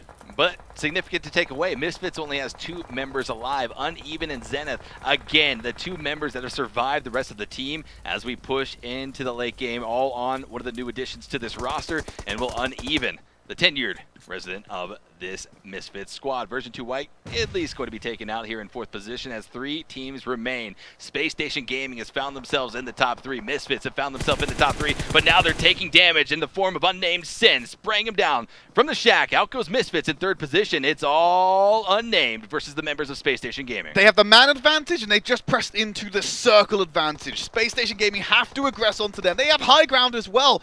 If Unnamed lose this, it's going to take a miraculous play from Spacestation Gaming to play it off, or a serious misplay from themselves. But if there's any team that can pull it off, it is certainly going to be the likes of Spacestation Gaming. Juicy, Sixless, and Angry are now starting to plot their plan, trying to topple down the 4-man strong squad of Unnamed. Pushing on, Juicy going to be eyeing down the horizon, just waiting for a head to poke up to spray them down and feed off this information to his teammates. It's going to be difficult. I want to see a big play coming out from the members of Spacestation Gaming as they make the rotation. Goes Here down it first. is. It's easy for Angry to pick up from the side. Sin, Max, and Miski Need to go and help him. Bill's looking to translate down. Angry's been spotted out by Sin. Bullet gets traded, but Angry goes down as well. 3v2 is the current state of play with active members fighting. Juicy hiding behind that tree. Going to pivot as he looks further down the line. The recovery needs to come in for Angry, but it's too dangerous to go and expose themselves to get that res in as the shot's going to be traded again. Six is going down. It's all on Juicy. He's the last man standing for Spacestation Gaming. He's eyeing up Sin as he goes for the spray down. Gets the knock on the Angry. Deals serious damage over to Miski as well. Getting a couple of knocks. He's just got 2 more mobile members. I believe it's a 2v1 scenario. The Sixless is still alive, but the res can't come in. Juicy's pressing forward on the assault. Wants to go ahead and intensifying. Here comes the spray down on to Max against Sin. Mano in mano. Bill gonna spray down over the top. Gets the kill! A valiant effort from Spacestation Gaming, but he's unable to close it out. They'll take second place, but it's Unnamed with that first place victory on our first Erangel map. And with 18 kills to boot, our kill leader here in the semifinal stages. Absolutely huge game for the members of Unnamed. We saw them. They weren't shy from battle the entirety of that game. They certainly fought through at the kill count. It displays that trend, and that was a hell of a game coming out for the members of Unnamed. A good push, though. You have to applaud Juicy for what he was able to do there. 100%. Got a couple of knocks, able to deal with damage. He basically put the team on his back there to try and give them a chance at that first place finish. Valiant sacrifices coming in from the rest of Spacestation Gaming to make that happen. I'm sure they were feeding information and forcing the hands just by having bodies on the map. Great effort from Spacestation Gaming. Wasn't enough to pull out first place, but they are keeping up there in the top 5, in the top 3 scenario. I'll be interested to see how that has affected our standings, but we'll get that information to you right after the break. So make sure you don't go anywhere as we close out the night with our final map of Erangel.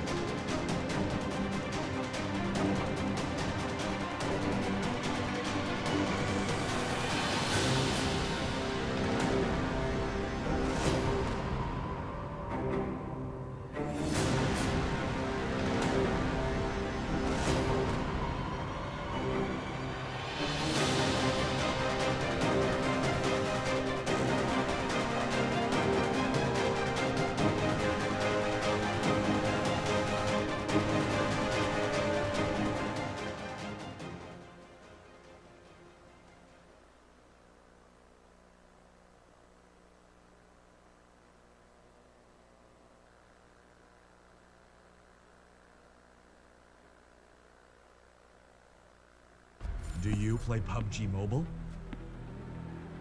Maybe you never run out of stamina. Maybe you're always aware of your surroundings. Maybe you're an amazing cook with the pan.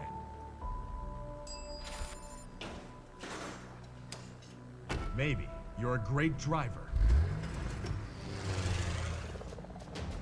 But as soon as you hear the sound of an airplane,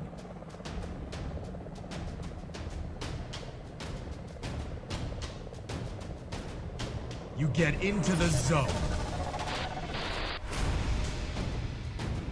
In PUBG Mobile, you all come from different walks in life.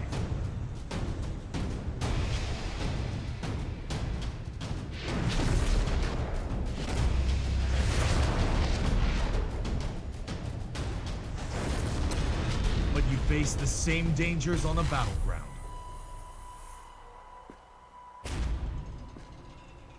And you become friends.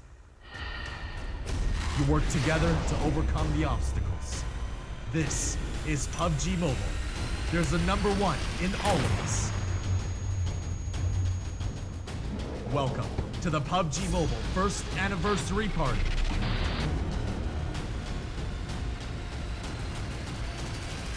PUBG Mobile. Be the one. Welcome back, everyone, to the PUBG Mobile Club Open semi-final stages for North America. Games 1, 2, and 3 have been played out for day #1. We've got one more game on Erangel. And if it's anything like the first few games that we saw today, it is going to be a doozy. Try as he may, though, unable to get that first place finish. Juicy had one of the most valiant efforts on there, stared the face of danger. 4 members went for kills and couldn't find him. Found 3. So close to being right, and the damage as well onto Bill, but he was just the thorn in the side. He could not pull out. He gave Unnamed that first place finish and denied Spacestation Gaming the first place finish. Also gave him a run for their money. Yes, absolutely gave him a run for the money. We'll have a look at some highlights quickly. Just refresh yourself through that game. And I believe this was the crash into the building, and the wall claimed its first victory, or first kill of the day and of the tournament. I think Chica stole that kill from the wall, actually. The wall might have something to say about that. It was the wall. The kill feed says Chica, it was the wall's kill. Make no mistake. But the wall was also a battlefield for at least a few other engagements. This one was a pretty big overcoming for the members of Silent Killers.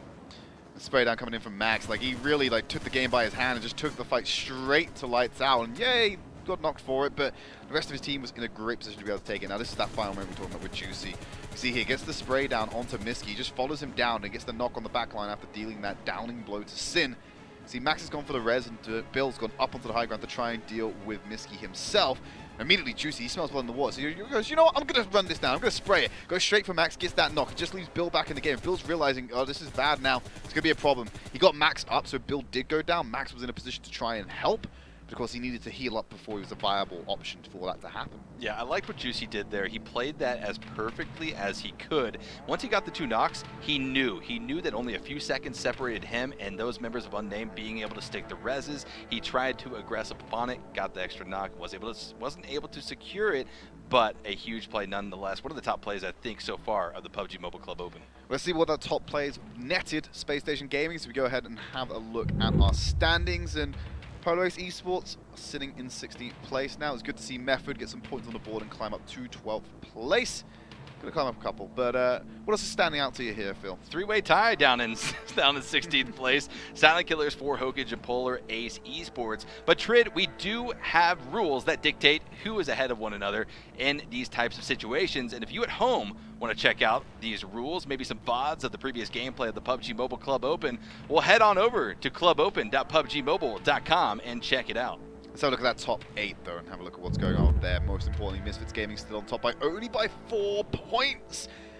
The sizable chunk of those points coming from kills for Spacestation Gaming. They have over 9 more than Misfits, but they're 4 points behind. It's an easily surmountable lead during this next game. Nova having a pretty tough, at least day #1 of the semifinals, Trid. Not the performance that they're used to seeing, especially now that they are in the same, at least group lobby as the Misfits here tonight. But again, first day, a lot still left on the battlegrounds for these players to pick up.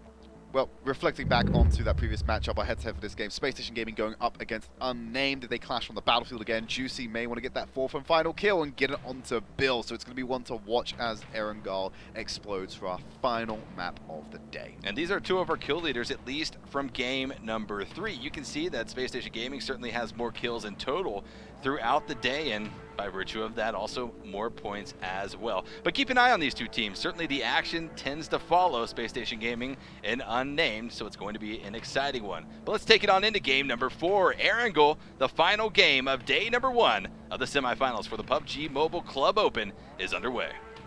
Very central flight path going from northwest to southeast. It does provide a lot of options for our teams. They could actually populate the northwest section of the map this time around, whereas in the previous Erangel of the day, it wasn't really viable just due with distance and how south the circle was. And immediately, Method and a bunch of other teams are dropping out for the long drop and pan across the map. But we expect teams like Misfits to stay in the plane for longer because they like to drop on military, as does Nova. They'll take away Nova regardless of where the circle lands. Yeah, I'm going to be keeping my eyes on two areas, Yasnaya, Polyana. Going to see if Anarchy and Spacestation Gaming clash up there. Going to be keeping our eyes on Milta as well to see if Tempo Storm has any company or if they pull off of that entirely. And then again, as you said, Trit, down on Sosnovka, we saw 3 teams go there originally. Silent Killers ultimately pulled off, went Ferry Pier. Misfits stayed in Sosnovka proper. And then over in Nova, well, one letter short of their name, Nova, always going there. I think you can almost expect that as they are likely still in the plane and Misfits popping out just now. Expect to see Nova popping out here in a second. Yeah, they're all out of the plane now. And up in the northwest, I'm looking at Steamy and the rest of Method. They've taken up the north of this building. You have 4 teams, or 4 Hokage actually dropping right on top of Nova Esports in Nova. They're going to challenge them for this position. Yeah, very interesting to see that. Unexpected, I think, to say the least, from probably every team in this lobby. I don't know. Oh, no, Nova is there. I was saying another team has dropped on top of Unnamed in Pachinki. Someone's going to challenge them for that location as well. It's Tempo Storm, and they've already suffered some casualties being knocked down here. Unnamed. Everyone should know Pachinki is their city. Stop dropping on Pachinki when Unnamed are in the lobby. And this is the risk you run. Maybe a shortcoming for Tempo Storm and doing the research throughout these 2 weeks because they pulled off of Milta. They could have gone to Milta if they wanted to, but they didn't like what they found in game number 3, the first game of Erangel on the day. Well, if they didn't like what they found there, they certainly are going to be hating what they found here in Pachinki, but they should have known. Spec going to be dropped down. Certainly Tempo Storm working on a back foot as they try to combat against, well, certainly one of the high fragging teams here in this lobby. Unnamed have the angles to keep Chica in that room at bay. He's going to have to heal up. Lost and Nico off to the side in a different portion. This is giving Sin the confidence to press up. You know, he's tagged him a couple of times, so one member's still down. He's got to assume that Spec is still sitting down there somewhere. They get more ammo, so push into the building, going to run up the stairs, immediately try to go, but he's messed up the angles on that entirely. Sin just being dropped by Chico and then flushed as well. A huge misplay for Unnamed. Too aggressive of a push, given the fact that Sin had no helmet. He was a one-tap dirt nap, and that's exactly what happened to him. Now Chica able to at least have the opportunity to pull back and try to provide some support to their fallen comrade Spec. Lost moving up inside of the building to provide even more support, trying to keep Unnamed at bay. But a big factor here is going to be Nico from Tempo Storm in the middle of Pachinki, possibly the unknown threat that could spell disaster for the 3 remaining members of Unnamed. Miski has to worry about Nico on his flank. I think he's dancing around with him right now. Got to press up the building. Oh, we've seen him through the window. Taking a few pop shots. Has to reposition, otherwise he will get tagged off that one. Jumps off the balcony on low HP, but won't take any full damage. So he changes it up, tries to find a different and safer approach, closer to his team and further away from Miski. Wondering if Nico is going to push up onto the 2nd or 3rd story of this building. 2 of these buildings exist here in Pachinki, the highest points of contact that you can actually reach to soak up all of that information and get some crafty lines of sight onto your opponents, but still a standstill. Nico unable to cross the wide open road that separates the north from south Pachinki to get to his teammates, but still playing a significant threat, a thorn in the side of the members of Unnamed, like you said, Trid. Want to see if it becomes at least impactful here as Nico starts to posture. You can see him moving up onto the stairwell leading up to the top roof, the highest point here in Pachinki. And will he be able to use it? That's what we're going to be looking to see. So you get a read of where the information coming in. Beowulf getting 2 knocks there. So the Novo fight's popping off now in favor of Nova. Tsukasa, Tsunade, and the rest of the team might be in difficulty here as Tobarama sprinting to get further away. I think they're bugging out. Head to the coast, grab a boat, and get going because they cannot stay here much longer. See what loot they can get on their exit, but for all intents and purposes, they've already lost Hashirama, and Tsunade is already on his knees. Tobarama going to have to stop the heal up. Nova's in hot pursuit. They're chasing this one down. They don't want to let these kills slip away. That's 2 points on the board for them. Yeah, and exactly. Where does Hokage goes? Nova, they know this area. Nova knows how to move through these crates. They essentially have the key, the master map of this maze. And while Tobarama and the rest of Hokage are trying to do whatever they can. Exactly that, Trid. They're looking for boats. They're looking for the aqua rails to try to get out of Dodge because moving over through the northwestern side of this Novo area is going to be dangerous. Kato and the rest of the squad, though, in full pursuit. Tsunade finally getting a flush. That confirms that we 2 members of Hokage going to be still alive. I don't think either of the 2 remaining members have found the boat they were looking for. Oh no, 1 boat coming in for Tsukasa. So they thankfully got some mobility, but it's about whether can his comrade get over to him to also get out, or can he take it without being spotted, because you are very exposed on that boat, especially this close to the coastline. But Beowulf and Nova, they're pushing further up to chase down Tobarama, who's down in the water. And I kind of like what Hokage is doing. I think they're lying in wait, trying to just stay hidden in hopes that Nova thinks that they completely swam away and are going to be no longer a threat. Because here's the thing, if Hokage gets in the boat, he's not going to be able to pick up Tobarama. He's going to be too much of a duck in sitting duck in water. As Sam continues to push on, though, he spots out another boat that will be locked down. There's no hope for Tobarama to get over to the other aquatic vehicle. It's going to go to the end of this jetty, and Tobarama has not been spotted out yet, but Tsukasa jumps in the boat. He's going to be sprayed down, and bullets are going to start connecting. He's sub 50. They lost the boat, and now he's in the middle of nowhere. I don't know how he survived that, Trid. He jumped out at just the right moment to avoid the explosion damage entirely, and that's a huge play right there. Granted, still in a very tough position. It's out in the middle of nowhere. Tsukasa is going to try and get to safety. Tobarama as well needs to just swim off. That's a bit of a depressing swim to make, let's just say that, because you're going very slow, you go nowhere fast. Nova now dominate Novo as expected. Unnamed have forced Tempo out of Pachinki, or no, the other way around. Unnamed have left Pachinki early, and Tempo are being left in that area to grab any scraps of loot that Unnamed have left for them. But Ace are about to crash onto it. They're driving in vehicles into that region right now. Certainly a lot of teams starting to make those rotations from west to east. The western side of Erangel was the most crowded. So expect there to be some battles on the western side of phase number 1 as Hokage continues, though, out here in the water. Nova really doesn't have to worry about Hokage anymore. At this stage, they're just kill points sitting in the water, and 2 kill points isn't enticing enough for you to waste a lot of your time both looting and making that transition, especially from one of the far corners of the map, the south to north transition. Even though it's not too far for this Nova squad, it's certainly one that they want to make earlier as opposed to later. Method are now mobile as they jump into Anuaz and start driving further into the area. They are still a little ways out, but they're keeping an eye on everything that's going on and hoping to spot out anyone who may wish to incur on their freedom of mobility. Moving on, all 4 members inside of 1U as dangerous proposition, but they do it nonetheless. Spacestation Gaming found themselves here in Yasnaya Poyana. In the kill feed, though, the team that pulled off a Pachinki is finding themselves in another engagement. Unnamed Miski able to spot out one of the members of the Silent Killers. But, you know, just some crafty battles that are popping off, rather, between these teams in transition. Everyone trying to get off of these loot locations. Interesting to see, though, some of the drops we had and, well, the long swim across the channel. Tobarama, he continues on. What a trooper. What a champion. He's nearly made it. Pretty much on the coast at this point. The worst thing for him right now is if he got onto land, popped his head up, and Munoz from Cream Esports, who are occupying Milta Power as they always do, just spots him out and goes for the kill. We're on board with version 2 White. I'm going to say Black then, but they're not here. Version 2 White, just in between Mansion and Lipovka. Just getting some more loot before the next circle comes in, and definitely forces some conflict as it's going to be shrinking down again. Method coming in from the northwest, now in the circle to the west of Yasnaya, so that transport the US is fine. A spray down coming in from Sixless, as he's found Polo Ace Esports, Dilly particularly. They're going to get some spray and damage. Shake's already in the vehicle. What a coward, he's just driving off straight away. Oh, Shakes, he's coming back, though. He heard you, Trid, and he says, "Coward, I am not rolling back in, though." In the dossier, going to be spotted out by Spacestation Gaming as they start to apply the pressure. Pro DJ in the back lines of this Polar Ace squad taking a significant amount of damage as Shakes starts to prep the grenades. They know where Spacestation Gaming is, on the north side of the hill, but can Spacestation Gaming start to get those flanks working? Juicy and Carnage holding back while Sixless and Angry start to approach. Alright, I was worried there. I thought Mitz was turning into this engagement, but he's actually just driving across the high horizon, same as outside of 9K from Lights Out. Here's the grenade from Sixless. Priming it up, wants to find it in that building, throws it straight to Shake's gonna get the knock as well. Beautiful by Sixless. It's gonna be difficult for them to get much done here. Schizo 8-2, he's on the floor.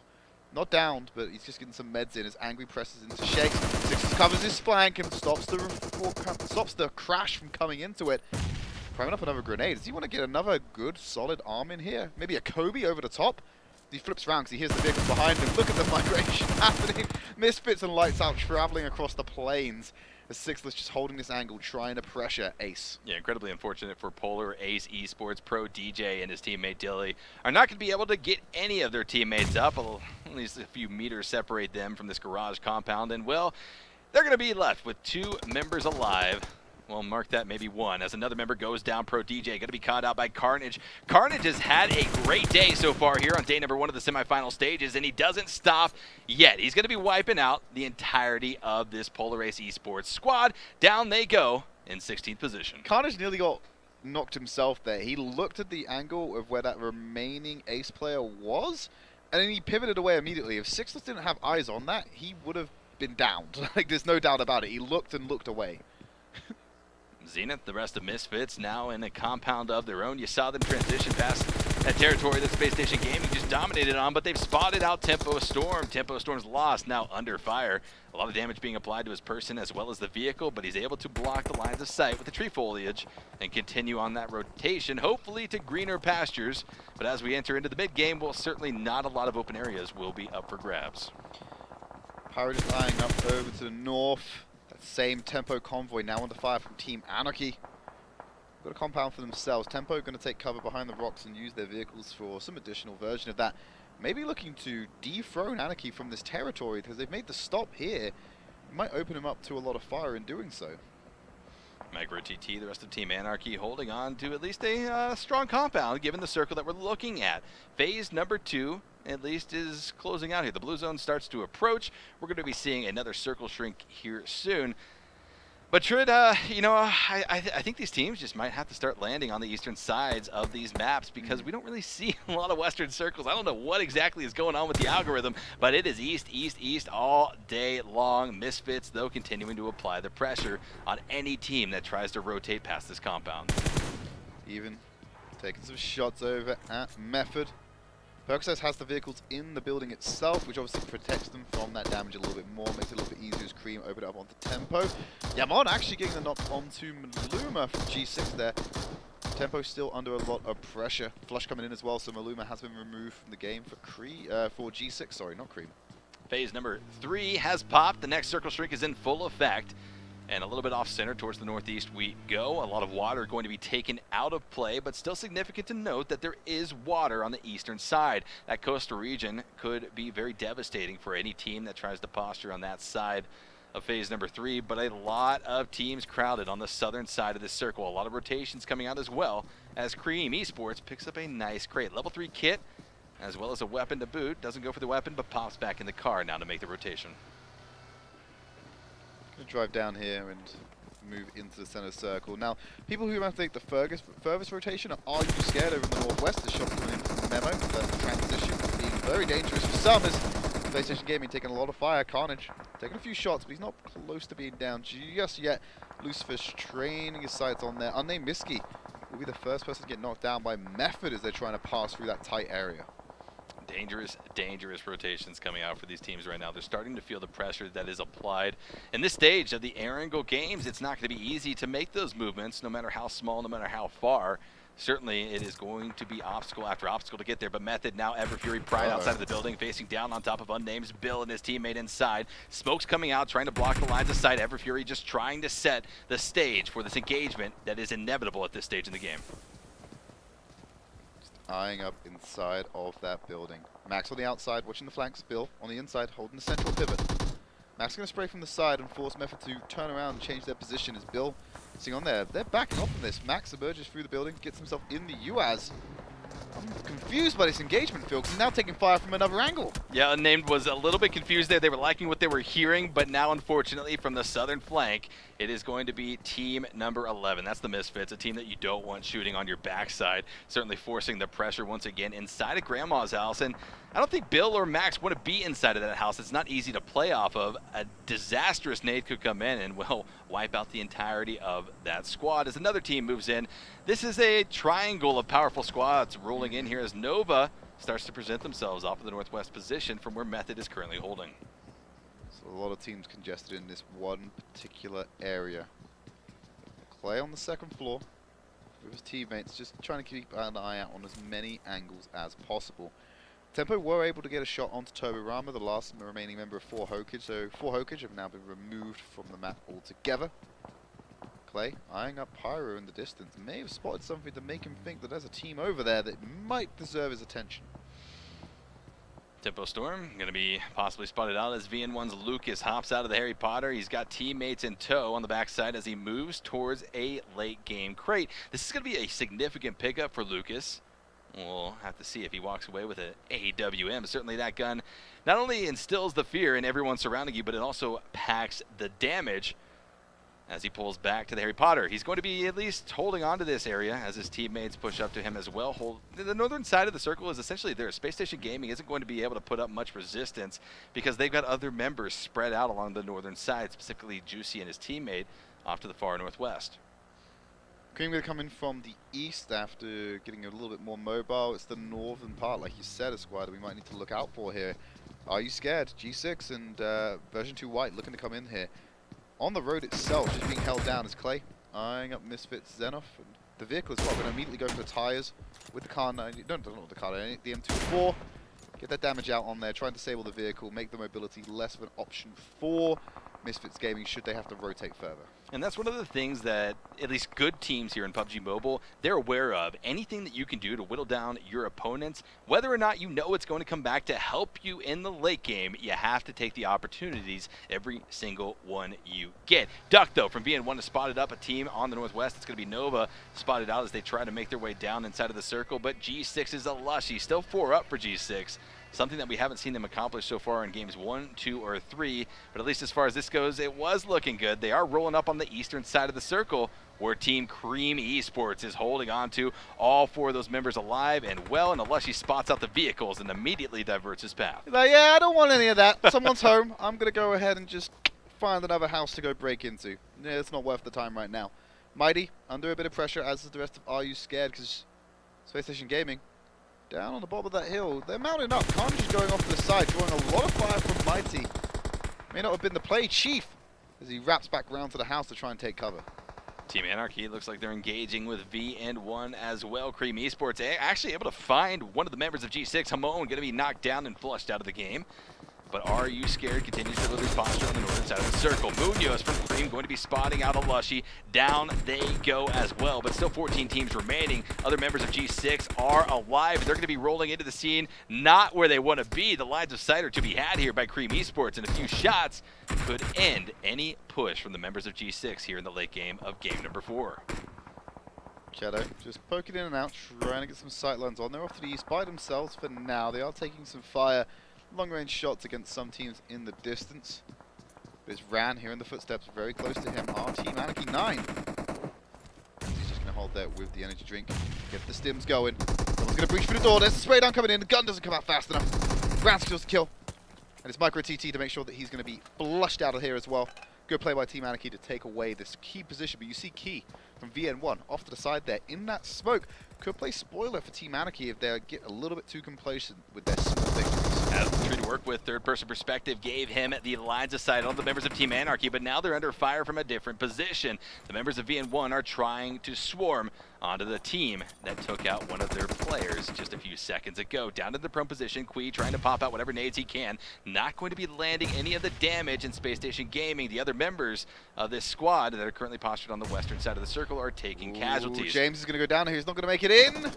9 crawling all he can to try and get into the circle. He's not going to make it as well. Anarchy going to lose 2 members off of this circle alone. As Killer is the only one who's going to be saved. 9 definitely going down here. VM1 in a great position to capitalize off this unfortunate series of events for Team Anarchy. Speaking of unfortunate for Spacestation Gaming as well, they had 2 members split off on the West, like I previously mentioned, but they had the insurance policy. He had gone for a rotation, gone for a scout, but was not able to pull his teammates with him. It ends up working out for Spacestation because Sixless is still alive and well, but he has to worry about the other teams that have to make this rotation from north to south. 2 in particular, VN1, as well as the members of Team Anarchy, and it's going to be a dangerous one. Sixless basically just has to stay quiet and then make the slow rotation in with the blue zone. But Nova, they've already postured themselves on the northern side as well. A lot of teams secured dominant holds on at least positions that are going to see rotations come through them, so it's going to become a bit of a gauntlet for any teams coming in late. MicroTT tanking blue for now. Will have to emerge in here for Team Anarchy to become sustainable in this game.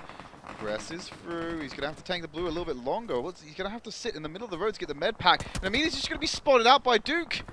Just going to spray him down. Chica then going to apply pressure across the map. Tempo Storm keeping Nova in check. But Tempo Storm has infiltrators in their compound. It's none other than Method that has moved up. And, well, they have another team on their backside, Unnamed. I mean, this has become an all-out war for this territory as Nova moves in. AreYouScared off of the northwest as well. It is going to be extremely difficult for any of these teams to maneuver, especially if you're Method or Tempo, who are now engaged with one another. The third party, the fourth party, the fifth party could come in incredibly strong here. Chica will have the bandage up for now. Like you say, a lot of attention in that singular compound. It's a convergence of power from a lot of these teams. As Nova taking the fight to VN1, taking out the majority of them as well. Quite handedly, Nova able to deal with that engagement. Smoke grenades being primed by Chica. Tempo are priming a potential escape route here, or just obscuring more of the vision. Grenades are still flying in. Stevie trying to clear Misfits Tempo out of that particular building by holding this angle and suppressing Tempo in an unfavorable position. Nova still on that bit of defilade just to the north, not aggressing over on top of this. They're trying to get a feel for the surroundings, but now they spotted out Tempo Storm spraying Kato, trying to find the connections, but Misfits continue to light up the kill feed as Tempo's Nico spots out Sam from a distance, able to spot down his aggressor and take them out, but it's not over for Tempo just yet. Sure, that's nice, at least take out one of the third-party presences, but you have to worry about what's still lying in wait in a building just a few meters shy of your position. Smoke going out, gonna try and obscure Tempo even further. Nova and the rest of Beowulf and the rest of Nova moving up. There's a long distance to travel. Lights out, have control of the circle. VM1 and Misfits and AreYouScared are in a position to jump into it. But there's teams over to the northeast, like Nova, that are going to be causing a lot of action as they rotate into that circle. Trade, we have 9 teams alive. 5 of those teams, over half of the lobby, has to move from the northeast. And with this small of a circle, there are not many rotation paths that you can take to try to avoid them. Safe rotation paths. Yeah, exactly right. And speaking of rotations, how do you even get out of these buildings if you're Tempo Storm or Method? They were safe at least for a few minutes, but that has quickly changed now that they have to depart and get out of these windows inside of the wide open fields that lead in to phase number 6. Seagut already getting the knock onto Shishu from AreYouScared. They've got some distance, they've got some range on their weapons. That's even more lethal considering the position they now hold. Everfury popping some painkillers. Nova mounts up and gets ready to go, but Babel's already been knocked by Nico. Clay's going to get the flush onto that one as well. Steal it away from Tempo Storm. Is Sam crashing into Koto for a faster turn? I don't know what they're trying to achieve here, but a lot of collision going on. They will make it into the circle, try to crash and create some kind of shelter around themselves, but immediately suppressed. And the car's just going to be destroyed. Percocet's cleaning up Nova. Sam, Koto going to go down to lights out, and Edward just going to be dismantled by Pirates all over for Nova. It is, but you have to applaud the effort. That could have paid off in spades had they survived it and created that mobile forward. But now Tempo Storm is taking casualty after casualty. Chica, the only member of this squad left alive as Nico bleeds out. Will Chica be spotted as they try to get out of dodge? They're inside of the smoke, just trying to avoid any of these shots as Method takes the same path that Nova just did, which spelled disaster for their squad and wiped them out entirely. They've still got one member alive, trying to survive through this game. Steamy picking up kills, able to spot out Chica, but Misfits are on another rampage here in this game. Method going to suffer a casualty from Cal from AreYouScared. Max moving around where he can. Going to get a couple of shots onto Bill, but it's Cream Esports to pick up that kill. Max going to get the flush on Steamy. Pyra deals with Shishu and the rest of AreYouScared. I think that's them being wiped out so far. No, TJ Tattoo and Cow are still in it. The only full-strength squad right now is Lights Out. Players of AreYouScared have been spotted by Lucas, but he doesn't want to give away his position. No cover. Make no mistake about it, this bush is not going to be blocking any bullets. But now the blue zone is whittling away at the members of AreYouScared. Lucas is inside. He's inside of the safe zone. Exactly. One shot could take out Cal. One shot could effectively take out TJ Tattoo. And he's pushing near Lucas, dangerously around that side. And Willie's going to be spotting out TJ Tattoo. Lucas gets the shots effectively, but now Cream Esports is in an engagement with Unnamed. The shots are going to be ringing out. The knocks are being had. And we now have 4 teams remaining. 4 teams remaining. Lights Out still the full-strength squad. Unnamed just being removed. Kira going down as well. Just leaves Cheto on the outer ring from Cream Esports as their sole representative. Misfits have 3, but VN1 has a solo player as well. So it should be Lights Out games that, well, they did have a solo player. Lucas has now gone down. So it means that Cream secured themselves a top 3 finish as well as Misfits and Lights Out. How much more can these players get from this against Lights Out? How much can they take away from Lights Out is the real question. Yeah, Lights Out and Misfits are both in a position to possibly pick up their 2nd win of the day. No team going to be able to match that record of 3 games in one day, at least here on day number 1 of the semifinals. But plenty more to come. There are, yes, that is very true. Plenty more to come. 5 more days here in the semifinals this weekend and next. But what's it going to happen here in game number 4? Lights Out already on the move, trying to once again get a dominant hold on the circle. They don't have to push out too much. Well, they literally can't because there's not a lot of cover. A wide open no man's land separates them and the other players left in the lobby, and they get circled once again. But here it is, Misfits trying to make the deadly push into where the members of Lights Out have been holding, trying to do exactly what Nova did, trying to do exactly what Method did, but having a little bit more success as Pyra blows up the vehicle, disabling any type of damage that could come from it. And also then turning it into a nice bit of forward cover for him to use. Lights Out are onto his trickery with the grenade to land down on Pyra. Sends him to his knees, uneven on his last life. Percasas now down himself. This is a firing range for Lights Out. They just need to get that final shot onto Uneven, who's currently trying to stay alive behind this tree. And they're going to walk away with this one. Grenade being cooked by Uneven. It's one of his chances to get back into this game. A good knock could do it.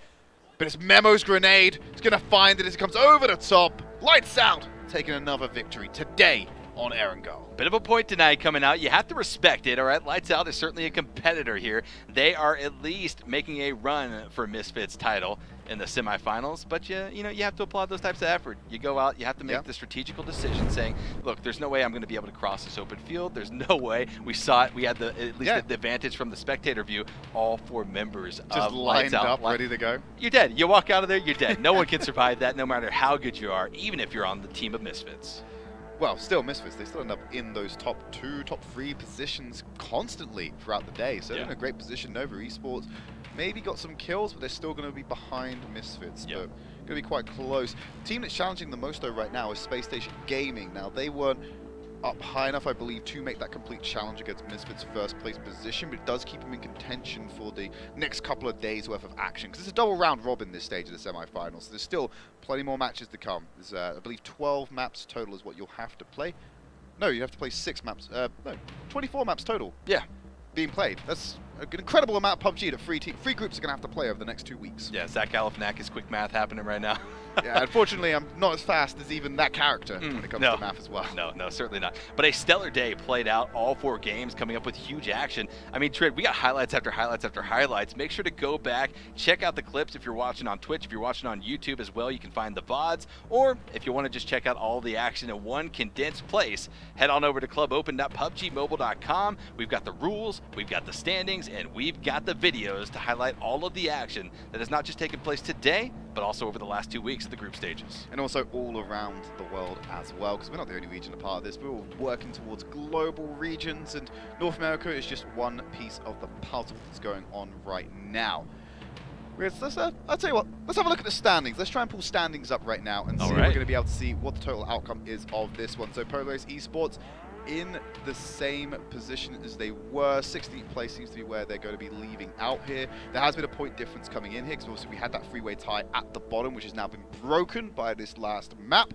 Let's have a look at that top 8 though. That's the one I really want to see going on here. Misfits Gaming, 128 points. It's actually Lights Out edging themselves into 2nd by 1 point. Yeah, so again, no surprise that Misfits ultimately made the call to do the point deny. It's not really going to earn them much here. Yeah. Again, the top 16 teams move on to the regional finals. But again, it's something to allow Misfits to continue to try to stride to make that claim. We're the #1 team here in this lobby, holding on to first place after day number 1. Fantastic day by them. Let's have a look at the schedule to remind you who won today, like Misfits Gaming. Yeah, they only won one map. You know, it's not the 3-day streak they have. Lights out with the double whammy. Still only ended up in second, though, because of the level of consistency with those performances. Unnamed getting a nice win there in map number 3 when it came around to Erangel. And that's one of the unique things about Battle Royale. Certainly a lot of attention gets placed on the winners of the game, but like Misfits here, consistency is key overall. You consistently place in those top few, maybe top 5 positions, I think, with this point scale that we're working on here in the PUBG Mobile Club Open. I think that's going to be enough. And will Misfits do it? And they do it in high kill count fashion, and it's serving them very well, at least so far. Well, some teams have already risen to the top, and we've got plenty more days in our semi-finals to bring you all the action. Particularly, we're going to be back here tomorrow at 8 p.m. PST, and we're going to have Miramar back in the rotation, so if you're a fan of the desert map, come back for that one. I've been Trid, this is Esquire, we'll see you tomorrow.